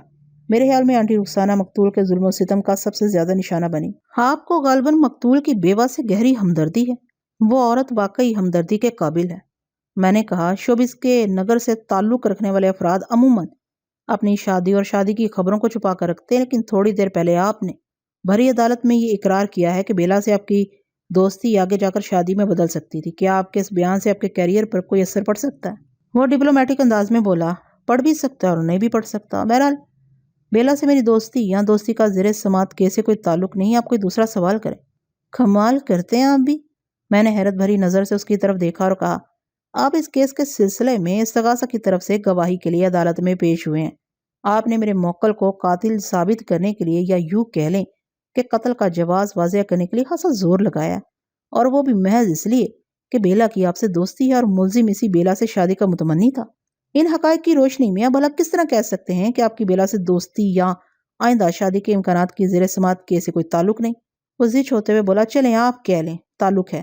میں نے اس کی جھنجھلاہٹ سے محسوس ہوتے ہوئے کہا، ذرا سوچ کر بتائیں، آپ کے اور ملزم کے علاوہ مقتول کے بنگلے کے چکر کاٹنے والوں کی فہرست میں اور کون کون شامل تھا؟ کیا مطلب ہے آپ کا؟ وہ بگڑے ہوئے لہجے میں بولا۔ مطلب بہت واضح ہے، میں نے ٹھہرے ہوئے انداز میں کہا۔ آپ کے بقول ملزم بیلا سے شادی کا خواہاں تھا، اس لیے مقتول کے بنگلے میں آتا رہتا تھا۔ آپ بیلا کے دوست ہیں، کچھ عجب نہیں کہ آپ کی اسے شادی بھی ہو جائے۔ عرف عام میں کہا جا سکتا ہے آپ دونوں بیلا کے امیدوار تھے۔ میں نے ایسے ہی امیدواروں کی فہرست کے بارے میں پوچھا۔ اس حوالے سے میں اور کسی شخص کو نہیں جانتا، وہ قطعیت سے بولا۔ میں نے کہا، ٹرپل ایم اسٹوڈیو کے مالک کے بارے میں آپ کا کیا خیال ہے؟ کیا کہہ رہے ہیں آپ؟ وہ اچھل پڑا۔ کہیں گے تو آپ، میں نے تو سوال کیا، اس سوال کا جواب دیں۔ میں نے اس کے چہرے پر نگاہ جماتے ہوئے کہا، میں نے سنا ہے فیضان نامی وہ شخص بھی مقتول کے بنگلے پر آتا رہتا ہے۔ فیضان صاحب بھی بیلا کے سلسلے میں کبھی کبھار مقتول کے بنگلے پر جاتے تھے، لیکن ان کا معاملہ خالصتاً کاروباری ہے۔ فیضان صاحب کی خواہش ہے کہ بیلا اسٹوڈیو کو جوائن کر لے۔ میں نے اچانک سوالات کا زاویہ بدل دیا اور چپتے ہوئے لہجے میں پوچھا، میں نے سنا ہے آپ کو امریکہ جانے کا بہت شوق ہے۔ آپ نے بالکل ٹھیک سنا ہے، وہ تائیدی انداز میں بولا۔ میں دراصل اپنے کام کے دائرے کو وسیع کرنا چاہتا ہوں، اور آپ جانتے ہیں پاکستان کی نسبت امریکہ میں میری ترقی کے امکانات زیادہ روشن ہیں، اور اس سلسلے میں آپ نے بیلا کو استعمال کرنے کی کوشش بھی کی تھی۔ میں نے کہا۔ اس نے ایسی نظر سے مجھے دیکھا جیسے پوچھ رہا ہو، آپ کو یہ بات کس نے بتائی؟ بہرحال جواب دینا اس پر لازم تھا، اس لیے نگاہ چراتے ہوئے اس نے قدرے برہمی سے کہا، استعمال کرنے کے الفاظ مناسب نہیں ہیں۔ ہاں، یہ کہہ سکتے ہیں کہ میں نے اس سلسلے میں اسے مشورہ کیا تھا، کیونکہ وہ امریکہ اور وہاں کے شوبز کے بارے میں وسیع معلومات رکھتی ہے۔ مشورہ؟ میں نے اس کی آنکھوں میں دیکھتے ہوئے کہا، یہ مشورہ کہ چلو ہم خاموشی سے امریکہ کی طرف نکل جاتے ہیں نا؟ آپ بات کو غلط انداز میں پیش کریں وکیل صاحب۔ وہ برہمی سے بولا۔ میں نے اس کی بات کو نظر انداز کرتے ہوئے پوچھا، حسن صاحب کیا وقوع کے روز بھی مقتول کے گھر گئے تھے؟ جی ہاں گیا تھا، اس نے جواب دیا۔ آپ وہاں کتنے بجے گئے تھے اور کتنی دیر تک وہاں رہے؟ میں لگ بھگ 6 بجے شام وہاں گیا تھا، اس نے بتایا، اور کم و بیش 1 گھنٹہ وہاں رہا تھا۔ کیا آپ کے 1 گھنٹہ وہاں قیام کے دوران میں کوئی اور نامحرم بھی اس بنگلے میں آیا تھا؟ میں نے ٹٹولنے والے انداز میں پوچھا۔ میرا اشارہ ملزم اور فیضان کی طرف ہے۔ جی نہیں، مجھے کوئی بھی نظر نہیں آیا، اس نے جواب دیا۔ کیا کبھی ایسا بھی ہوا ہے کہ آپ وہاں گئے ہوں اور ان دونوں میں سے کوئی ایک یا دونوں پہلے سے اس بنگلے میں موجود ہو؟ جی نہیں، میرے ساتھ کبھی ایسا اتفاق نہیں ہوا ہے، حالانکہ آپ کا دعویٰ ہے کہ ملزم ہر وقت اس بنگلے میں گھسا بیٹھا رہتا تھا۔ میرا یہ دعویٰ ان معلومات کی روشنی میں ہے جو وقتاً فوقتاً بیلا مجھے فراہم کرتی رہی ہے۔ گویا آپ نے اپنی آنکھوں سے ملزم کو کبھی اس بنگلے کے اندر نہیں دیکھا۔ اس نے نفی میں گردن ہلا دی۔ میں نے اپنی جرح موقوف کر دی۔ اگلا گواہ ٹرپل ایم اسٹوڈیو کا مالک فیضان تھا۔ فیضان نے سچ بولنے کا حلف اٹھایا اور اپنا مختصر سا بیان ریکارڈ کرا دیا۔ میں اپنی باری پر گواہ والے کٹہرے کے نزدیک آ کر کھڑا ہو گیا۔ میں چند لمحات تک ٹٹولے والی نظر سے گواہ کا جائزہ لیتا رہا، پھر جرح کے سلسلے کا آغاز کرتے ہوئے کہا، فیضان صاحب، کیا آپ ٹرپل ایم اسٹوڈیو کے مالک ہیں؟ جی ہاں، بلا شرکت غیر، وہ فخریہ لہجے میں بولا۔ میں نے کہا، یہ تو بہت اچھی بات ہے، ورنہ پارٹنرشپ بزنس میں سوچ میلے ہوتے ہیں۔ میں پارٹنرشپ کا کبھی قائل نہیں رہا، اس نے قطعی لہجے میں کہا۔ میں نے پوچھا، یہاں پر آپ کا بزنس کیسا چل رہا ہے؟ اللہ کا شکر ہے، اس نے بتایا۔ فیضان صاحب، میں نے اس کی آنکھوں میں دیکھتے ہوئے کہا، پچھلے دنوں میرے سننے میں آیا تھا کہ آپ اپنا جمع جمایا بزنس فروخت کر کے بیرون ملک منتقل ہونے کا ارادہ رکھتے ہیں۔ غالباً آپ کا امریکہ جانے کا پروگرام تھا۔ اس نے چونک کر مجھے دیکھا اور حیرت بھرے لہجے میں بولا، آپ کو یہ بات کس نے بتائی ہے؟ ذریعے کو چھوڑے فیضان صاحب، میں نے اسے تیز نظر سے گھورا۔ میرے سوال کا ہاں یا نہ میں جواب دیں۔ وہ یک لخت بہت زیادہ گھبرا گیا، لیکن جلدی سنبھل گیا۔ محتاط لہجے میں بولا، نہیں، ایسی کوئی بات نہیں، آپ نے بالکل غلط سنا ہے۔ لوگوں کو افواہیں اڑانے کا کچھ زیادہ ہی شوق ہے۔ آپ خود سوچیں وکیل صاحب، جس شخص کا یہاں پاکستان میں اپنا بزنس جم کر چل رہا ہو، وہ کہیں اور طرف کا رخ کرنے کے بارے میں کیوں سوچے گا؟ آپ بالکل بجا فرماتے ہیں فیضان صاحب، میں نے اس کی ہاں میں ہاں ملاتے ہوئے کہا۔ آپ تو دل پر لے گئے، آپ بھول بھی جائیں اس بات کو، میں نے تو ایسے ہی ایک سوال کر دیا تھا۔ میرے تسلی دلانے کے بعد وہ قدرے مطمئن نظر آنے لگا۔ میرے استفسار پر وہ اچانک اس طرح بھڑک اٹھا تھا جیسے میں نے اس کی دکھتی رگ پر انگلی رکھ دی ہو۔ حقیقت بھی کچھ ایسی ہی تھی۔ بہرحال میں نے جرح کے سلسلے کو آگے بڑھاتے ہوئے کہا، فیضان صاحب، کیا آپ کو معلوم ہے کہ آپ استغاثہ کے گواہ ہیں؟ جی ہاں، یہ بات اچھی طرح جانتا ہوں۔ یعنی آپ میرے موکل کے خلاف گواہی دینے کے لیے عدالت میں آئے ہیں؟ دیکھیں جناب، میں کسی کے حق میں ہوں اور نہ ہی کسی کے خلاف، وہ وکیل استغاثہ کی طرف دیکھتے ہوئے بولا۔ میں یہاں پر سچ بیان کرنے آیا ہوں، میرا خیال ہے سب کو یہی کرنا چاہیے۔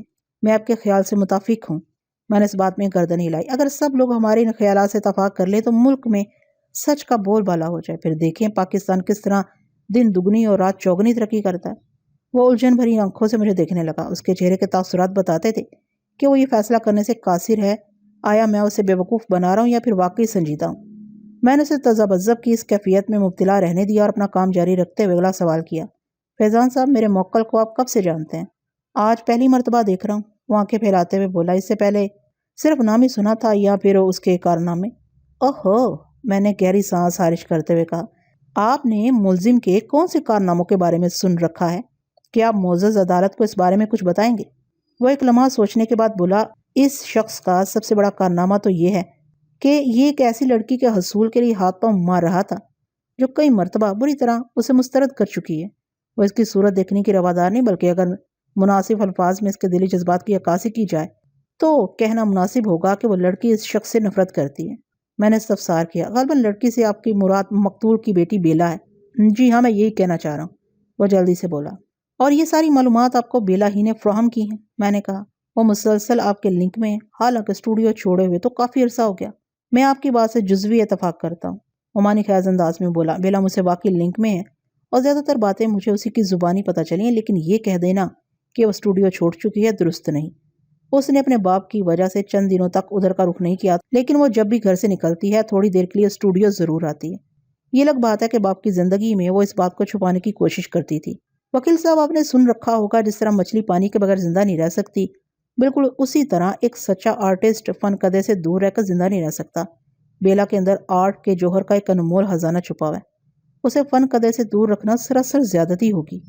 میں نے اس کی فلسفیانہ وضاحت کو نظر انداز کرتے ہوئے کہا، بیلا اپنے فن کی پیاس بجھانے کے لیے آپ کے اسٹوڈیو تک آ جاتی ہے اور کبھی وہ نہ آ سکے تو آپ وہ نفس نفیس اس کے گھر پہنچ جاتے۔ کیا میں غلط کہہ رہا ہوں؟ نہیں، وہ اٹکتے ہوئے بولا، آپ بالکل درست کہہ رہے ہیں، میں کبھی کبھار اس کے بنگلے پر بھی چلا جاتا ہوں بیلا سے ملنے کے لیے۔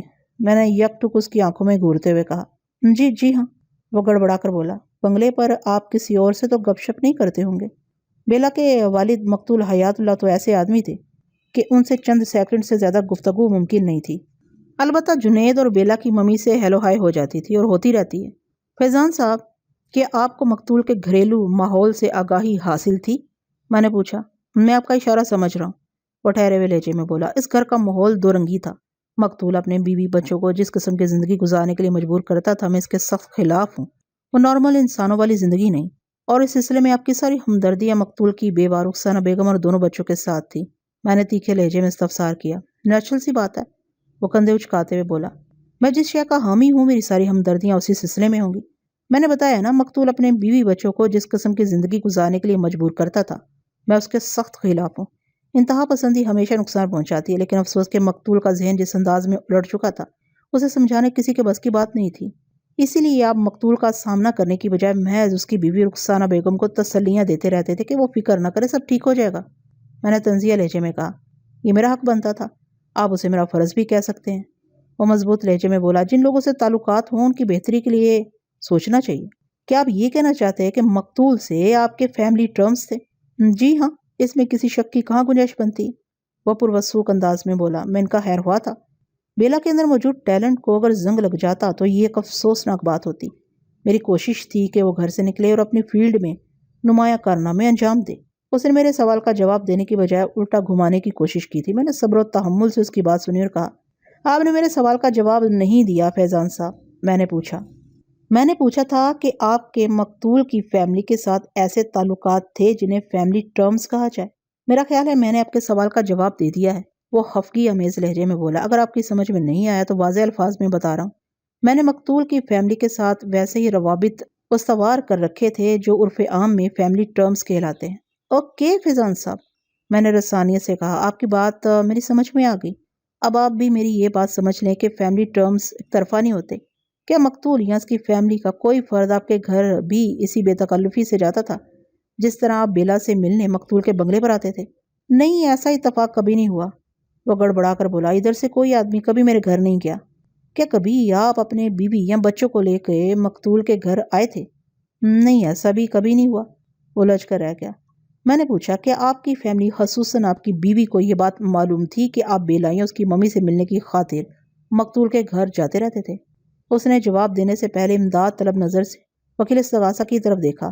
وکیل استغاثہ نے عدالت میں اپنی موجودگی کا یقین دلانے کے لیے کھنکار کر گلا صاف کیا اور چیخ سے متشابہ آواز میں بولا، آبجیکشن جو آنا۔ اس کے انداز میں مصنوعی اور بڑی یتیمانہ جارحیت کی جھلک پائی جاتی تھی۔ وکیل اس صفائی حد سے تجاوز کر رہے۔ اپنے بے سر و پا سوالات سے انہوں نے استغاثہ کے معزز گواہ کو پریشان کر رکھا ہے۔ فاضل وکیل اس قسم کی طولانی حرکتوں سے معزز عدالت کا قیمتی وقت برباد کرنے کے سوا کچھ نہیں کر رہے۔ وکیل استغاثہ نے اس مختصر خطاب سے جج اور حاضرین عدالت کو یہ یقین دلانے کی کوشش کی تھی کہ اس کیس کا استغاثہ زندہ ہے۔ جج نے اس کے آبجیکشن کو بغور سنا اور سوالیہ نظر سے میری طرف دیکھتے ہوئے بولا، بیگ صاحب، آپ اپنی جرح کو متعلقات تک محدود رکھنے کی کوشش کریں۔ وکیل استغاثہ نے جج کے اس حکم پر فاتحانہ نظر سے میری طرف دیکھا۔ اس کے خیال میں جج نے مجھے ڈانٹ پلائی تھی۔ میں نے وکیل استغاثہ کے ارمانوں کا جنازہ نکالتے ہوئے جج سے کہا، یو آنر، میں استغاثہ کے معزز گواہ مسٹر فیضان سے جو کچھ بھی پوچھ رہا ہوں، اس میں سے کوئی بھی بات اس کیس کے حوالے سے غیر متعلق نہیں۔ اگر وکیل استغاثہ چند منٹ تک صبر و تحمل کا مظاہرہ کرنے کا وعدہ کرے تو سب کچھ واضح ہو جائے گا۔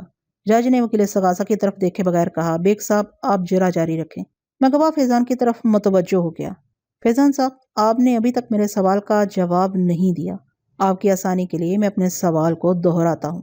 اس کی قطعاً کوئی ضرورت نہیں، وہ چراغ پا ہوتے ہوئے بولا، مجھے یاد ہے۔ آپ نے مجھ سے کیا پوچھا تھا؟ آپ کے سوال کا جواب یہ ہے کہ میری بیوی ان معاملات سے واقف نہیں تھی۔ سن لیا آپ نے؟ اس کی برہمی جج سمیت تمام حاضرین عدالت کے لیے چونکنے کا باعث تھی، کیونکہ میں نے ایسی کوئی بات نہیں کی تھی جس پر اتنا غصہ دکھلایا جاتا، اور کوئی سمجھے نہ سمجھے لیکن میں اس کی برہمی کا سبب بخوبی جانتا تھا۔ دراصل اس نے میرے ہاتھ میں چمکتی ہوئی تیز دھار چھری کو دیکھ لیا تھا۔ اسے خدشہ تھا کہ جرح جس رخ پر جاری ہے وہاں کسی بھی مقام پر میں اسے کہیں ذبح نہ کر ڈالوں۔ میں نے ٹھہرے ہوئے لہجے میں کہا، فیضان صاحب، آپ کی فیملی کا کوئی فرد کبھی مقتول کے گھر نہیں گیا۔ مقتول کی فیملی میں سے بھی کبھی کوئی آپ کے گھر نہیں گیا۔ حتیٰ کہ آپ کے گھر والوں کو اس بات کا علم ہی نہیں کہ آپ مقتول کی فیملی کے ساتھ کس قسم کے تعلقات رکھتے تھے۔ کیا فیملی ٹرمز اسی کو کہا جاتا ہے؟ آپ فیملی ٹرمز کو گولی ماریں۔ وہ پاؤں پٹکتے ہوئے بولا، کوئی اور بات کریں۔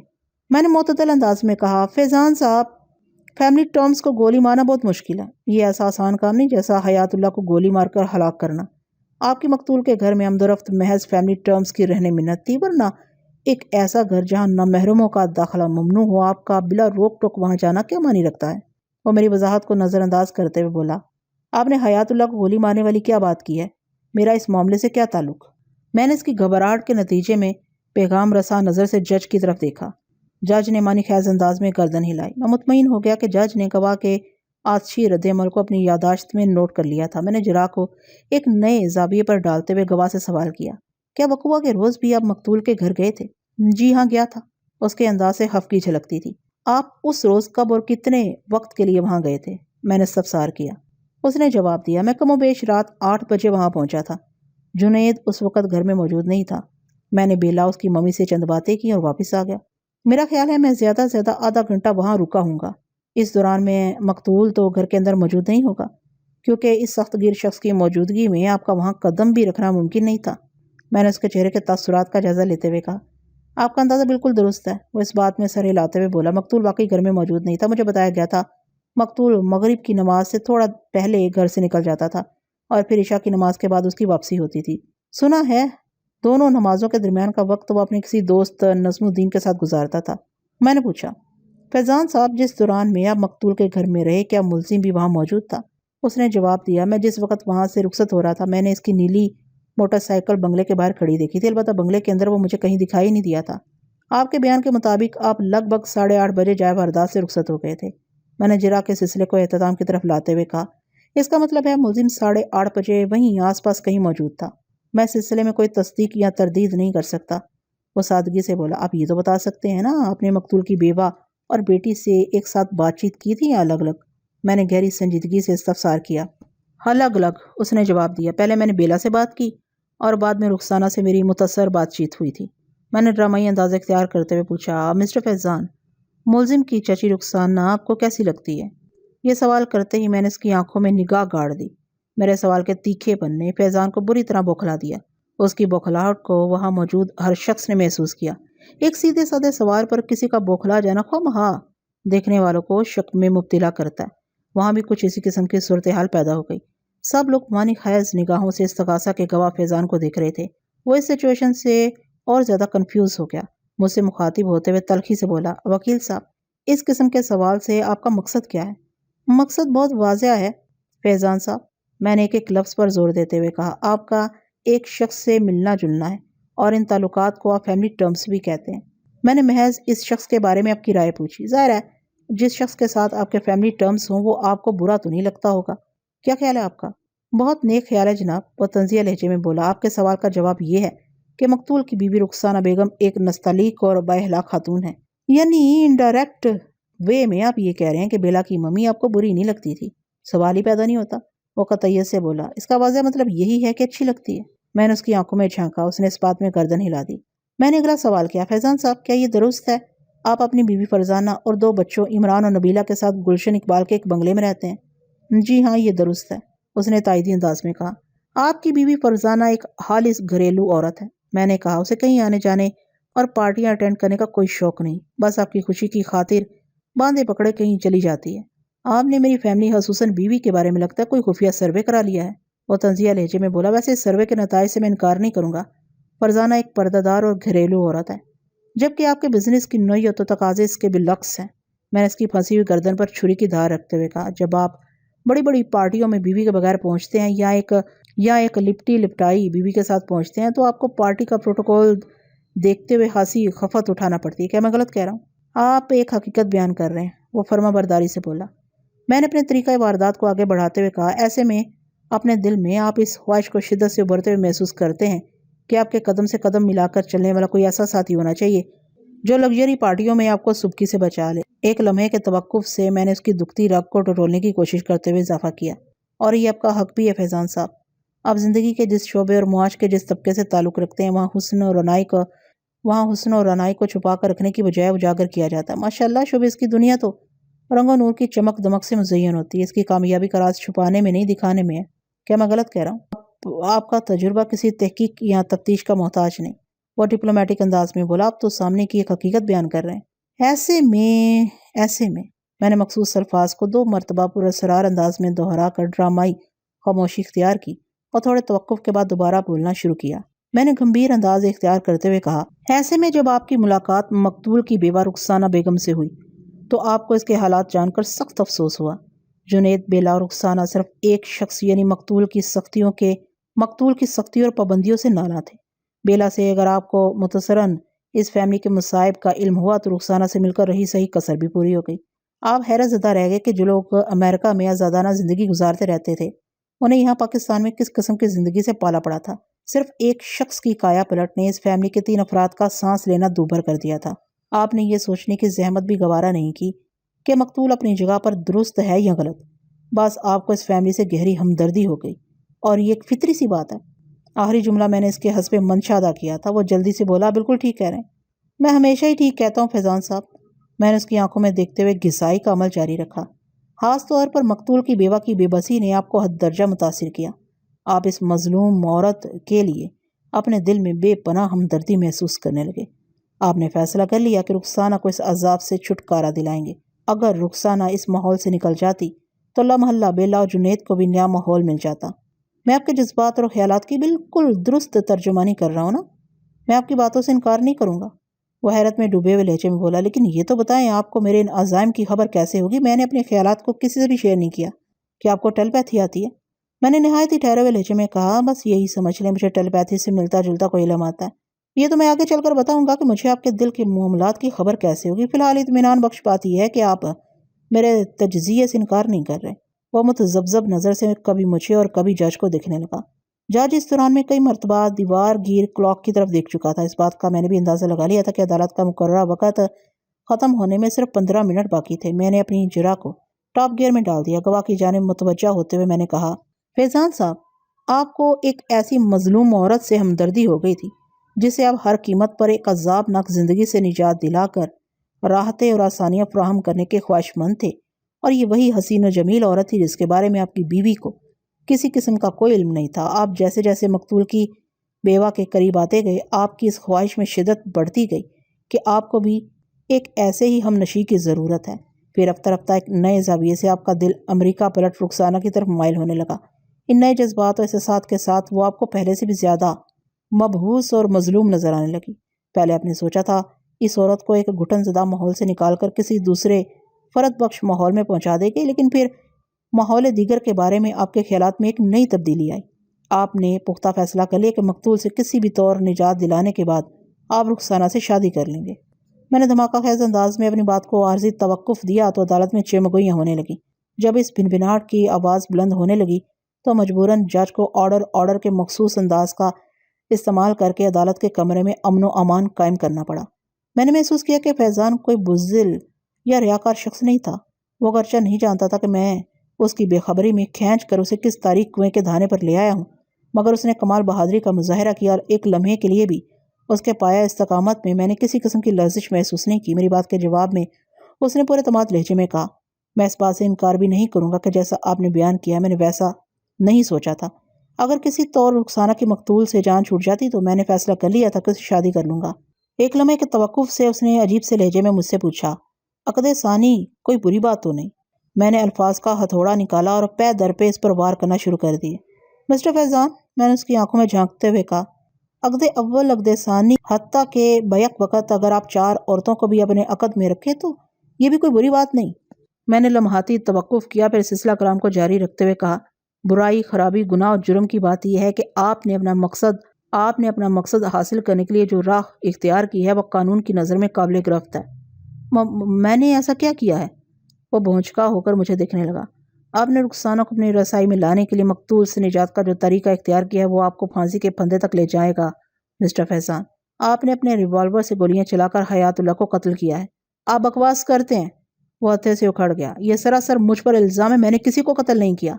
میں نے چڑھائی جاری رکھی اور جرحانہ انداز میں کہا، مسٹر فیضان، پولیس ابھی تک آلائے قتل برآمد نہیں کر سکی۔ پوسٹ مارٹم کی رپورٹ سے صرف اتنا پتہ چلا ہے کہ مقتول کے جسم میں پیوست ہونے والی گولیاں 32 بور کے ریوالور سے چلائی گئی ہیں۔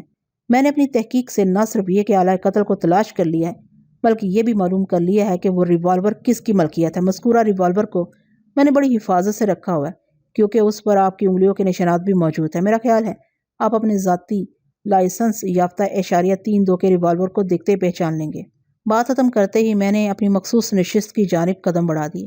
وہیں میز پر میرا بریف کیس رکھا تھا۔ میں نے خاموشی سے بریف کیس کھولا، اس کے اندر یوں ہاتھ گھمانے لگا جیسے وہاں موجود ریوالور کو باہر نکالنے کا ارادہ رکھتا ہوں۔ ابھی میرا ہاتھ بریف کیس کے اندر ہی تھا کہ میری سماعت سے گواہ فیضان کی چیختی ہوئی آواز ٹکرائی۔ میں نے اپنا ریوالور رخسانہ کو دیا تھا، بلکہ رخسانہ نے مجھ سے ریوالور لیا تھا۔ میں اپنا ریوالور واپس لینا بھول گیا۔ بعد میں اسے پوچھا تو اس نے کہا پتہ نہیں اس نے ریوالور کو کہاں رکھ دیا ہے۔ اگر اس کی آواز میں وحشت شامل ہوتی چلی گئی۔ اگر اس ریوالور سے حیات اللہ کو قتل کیا گیا ہے تو اس پر میری انگلیوں کے نشانات نہیں ہو سکتے، سوال ہی پیدا نہیں ہوتا۔ میں نے بریف کیس کو بند کر دیا اور گواہ کی جانب تنزیہ نظر سے دیکھا۔ وہ ریوالور کہاں ہے؟ وہ حیرت زدہ نظر سے میرے خالی ہاتھوں کو دیکھتے ہوئے بولا، کیا آپ نے مجھ سے جھوٹ بولا تھا؟ میں نے ٹھہرے ہوئے لہجے میں کہا، بعض اوقات سچ اتنے دبیز پردے کے پیچھے چھپ کر بیٹھ جاتا ہے کہ اسے منظر عام پر لانے کے لیے انسان کو جھوٹ کا سہارا لینا پڑتا ہے، اور اس حقیقت کا عملی مظاہرہ آپ نے ابھی بھی دیکھا ہے۔ میرے بریف کیس میں کسی قسم کا کوئی ریوالور موجود نہیں، لیکن میری شاطرانہ چال نے آپ کی زبان سے یہ اگلوا لیا کہ آپ نے اپنا ریوالور مقتول کی بیوہ کو دے رکھا ہے۔ میں ایک لمحے کے لیے خاموش ہوا، پھر روئے سخن جج کی جانب موڑتے ہوئے کہا، یو آنر، موجودہ صورتحال میں یہ ضروری ہو گیا کہ مقتول کی بیوہ رخسانہ پر نئے سرے سے تحقیق کی جائے۔ جو حقائق استغاثہ کے گواہ مسٹر فیضان کی زبانی سامنے آئے ہیں، ان کی روشنی میں معزز عدالت مقتول کی بیوی کے سابق بیان کو حتمی نہیں سمجھ سکتی۔ انصاف کے تقاضے کسی اور جانب اشارہ کریں۔ اور میں نے سانس لینے کے لیے جملہ ادھورا چھوڑا، پھر سلسلہ کلام کو جاری رکھتے ہوئے کہا، اور انصاف کا تقاضا ہر صورت میں پورا ہونا چاہیے۔ That's all your honour. اس کے ساتھ ہی عدالت کا مقررہ وقت ختم ہو گیا۔ جج نے ایک ہفتے بعد کی تاریخ دے کر عدالت برخاست کر دی۔ آئندہ پیشی پر میں نے رخسانہ بیگم کو اپنی جرح کی چکی میں پیس ڈالا۔ اس نے پولیس کو جو بیان دیا اس کے مطابق حیات اللہ کے قتل میں میرا موکل ملوث ہو سکتا تھا۔ رخسانہ ہی کی نشاندہی پر ملزم رضوان کو گرفتار کیا گیا تھا۔ رخسانہ نے یہ موقف اختیار کیا تھا کہ فیضان سے تھوڑی دیر پہلے ملزم بنگلے میں آیا تھا۔ فیضان کی آمد پر اس نے ملزم کو چلے جانے کو کہا۔ ملزم اپنی چچی کی بات مانتے ہوئے وہاں سے چلا گیا۔ وہ جاتے ہوئے یہ کہہ گیا تھا کہ جب چچا مسجد سے آئے گا تو وہ دوبارہ آ جائے گا۔ اس نے اپنی موٹر سائیکل بنگلے کے باہر کھڑی رہنے دی اور خود ادھر ادھر ہو گیا۔ حیات اللہ کی واپسی پر ملزم دوبارہ بنگلے پر پہنچا اور چچا سے ملنے کا اصرار کیا، لیکن رخسانہ نے اسے چچا سے ملنے نہیں دیا۔ یہ کہہ کر ڈرائنگ روم ہی سے رخصت کر دیا کہ حیات اللہ کی طبیعت ٹھیک نہیں، وہ اپنے بیڈ روم میں جا کر سو گیا، لہٰذا ملزم کل دن میں کسی وقت آ کر مقتول سے مل لے۔ چچی کی اس وضاحت پر ملزم اپنی موٹر سائیکل پر سوار ہو کر ان کے بنگلے سے رخصت ہو گیا۔ وہ سادہ دل شخص یہ نہیں جانتا تھا کہ اس کی شاطر چچی اس کے خلاف کون سا منصوبہ بنائے بیٹھی تھی۔ رخسانہ ہی کی نشاندہی پر وقوع کی رات میرے موکل کو اس کے گھر سے لگ بھگ 11:30 بجے گرفتار کر لیا گیا تھا۔ پولیس کو بیان دیتے ہوئے رخسانہ نے بتایا تھا کہ اس نے رات کے 9 بجے ملزم کو مقتول کے بیڈ روم میں ملاقات کے لیے بھیج دیا تھا۔ پھر جب ملزم اپنے چچا سے مل کر واپس چلا گیا اور وہ شوہر کے پاس بیڈ روم میں پہنچی تو یہ انکشاف ہوا کہ حیات اللہ اس دنیا میں باقی نہیں رہا تھا۔ اس کے سینے پر تکیہ رکھ کر بے آواز فائرنگ کر کے اسے موت کی گہری نیند سلا دیا گیا تھا۔ لیکن بعد میں نے جس طرح فیضان پر کڑی جرح کر کے رخسانہ کو بے نقاب کیا اور رخسانہ کو سوالات کے ذریعے کلین بولڈ کر کے اس کے منہ سے حقیقت حال کو اگلوایا، اس کے بعد اس کیس کا پاسا پلٹ گیا۔ آئندہ پیشی پر عدالت نے میرے موکل کو رہا کر دیا کیونکہ رخسانہ نے اقبال جرم کر لیا تھا۔ رخسانہ نے اپنے شوہر کو موت کے گھاٹ کیوں اتارا، اس میں اس کی نفسیات اور محرومیوں کا زیادہ دخل تھا۔ میں اس کی تفصیل بیان نہیں کروں گا۔ جن قارئین نے اس کہانی کا ابتدائی حصہ پوری توجہ سے پڑھا ہے وہ ہر بات بڑی وضاحت سے سمجھ گئے ہوں گے۔ جاتے جاتے یہ ضرور کہوں گا کہ انسان کو ہر صورت میں اعتدال اور میانہ روی کی متوازن راہ اختیار کرنا چاہیے، اسی میں بھلائی اور فائدہ پوشیدہ ہے۔ امید کرتی ہوں آپ کو کیس اچھا لگا ہوگا۔ اگر کیس اچھا لگا ہے تو چینل کو جلدی سے سبسکرائب ضرور کر لیجئے گا، کیونکہ اس چینل پر آئیں گے ایسے ہی سنسنی خیز کیسز کی رودات۔ اگلے کیس تک کے لیے مجھے اجازت دیجیے۔ اللہ حافظ۔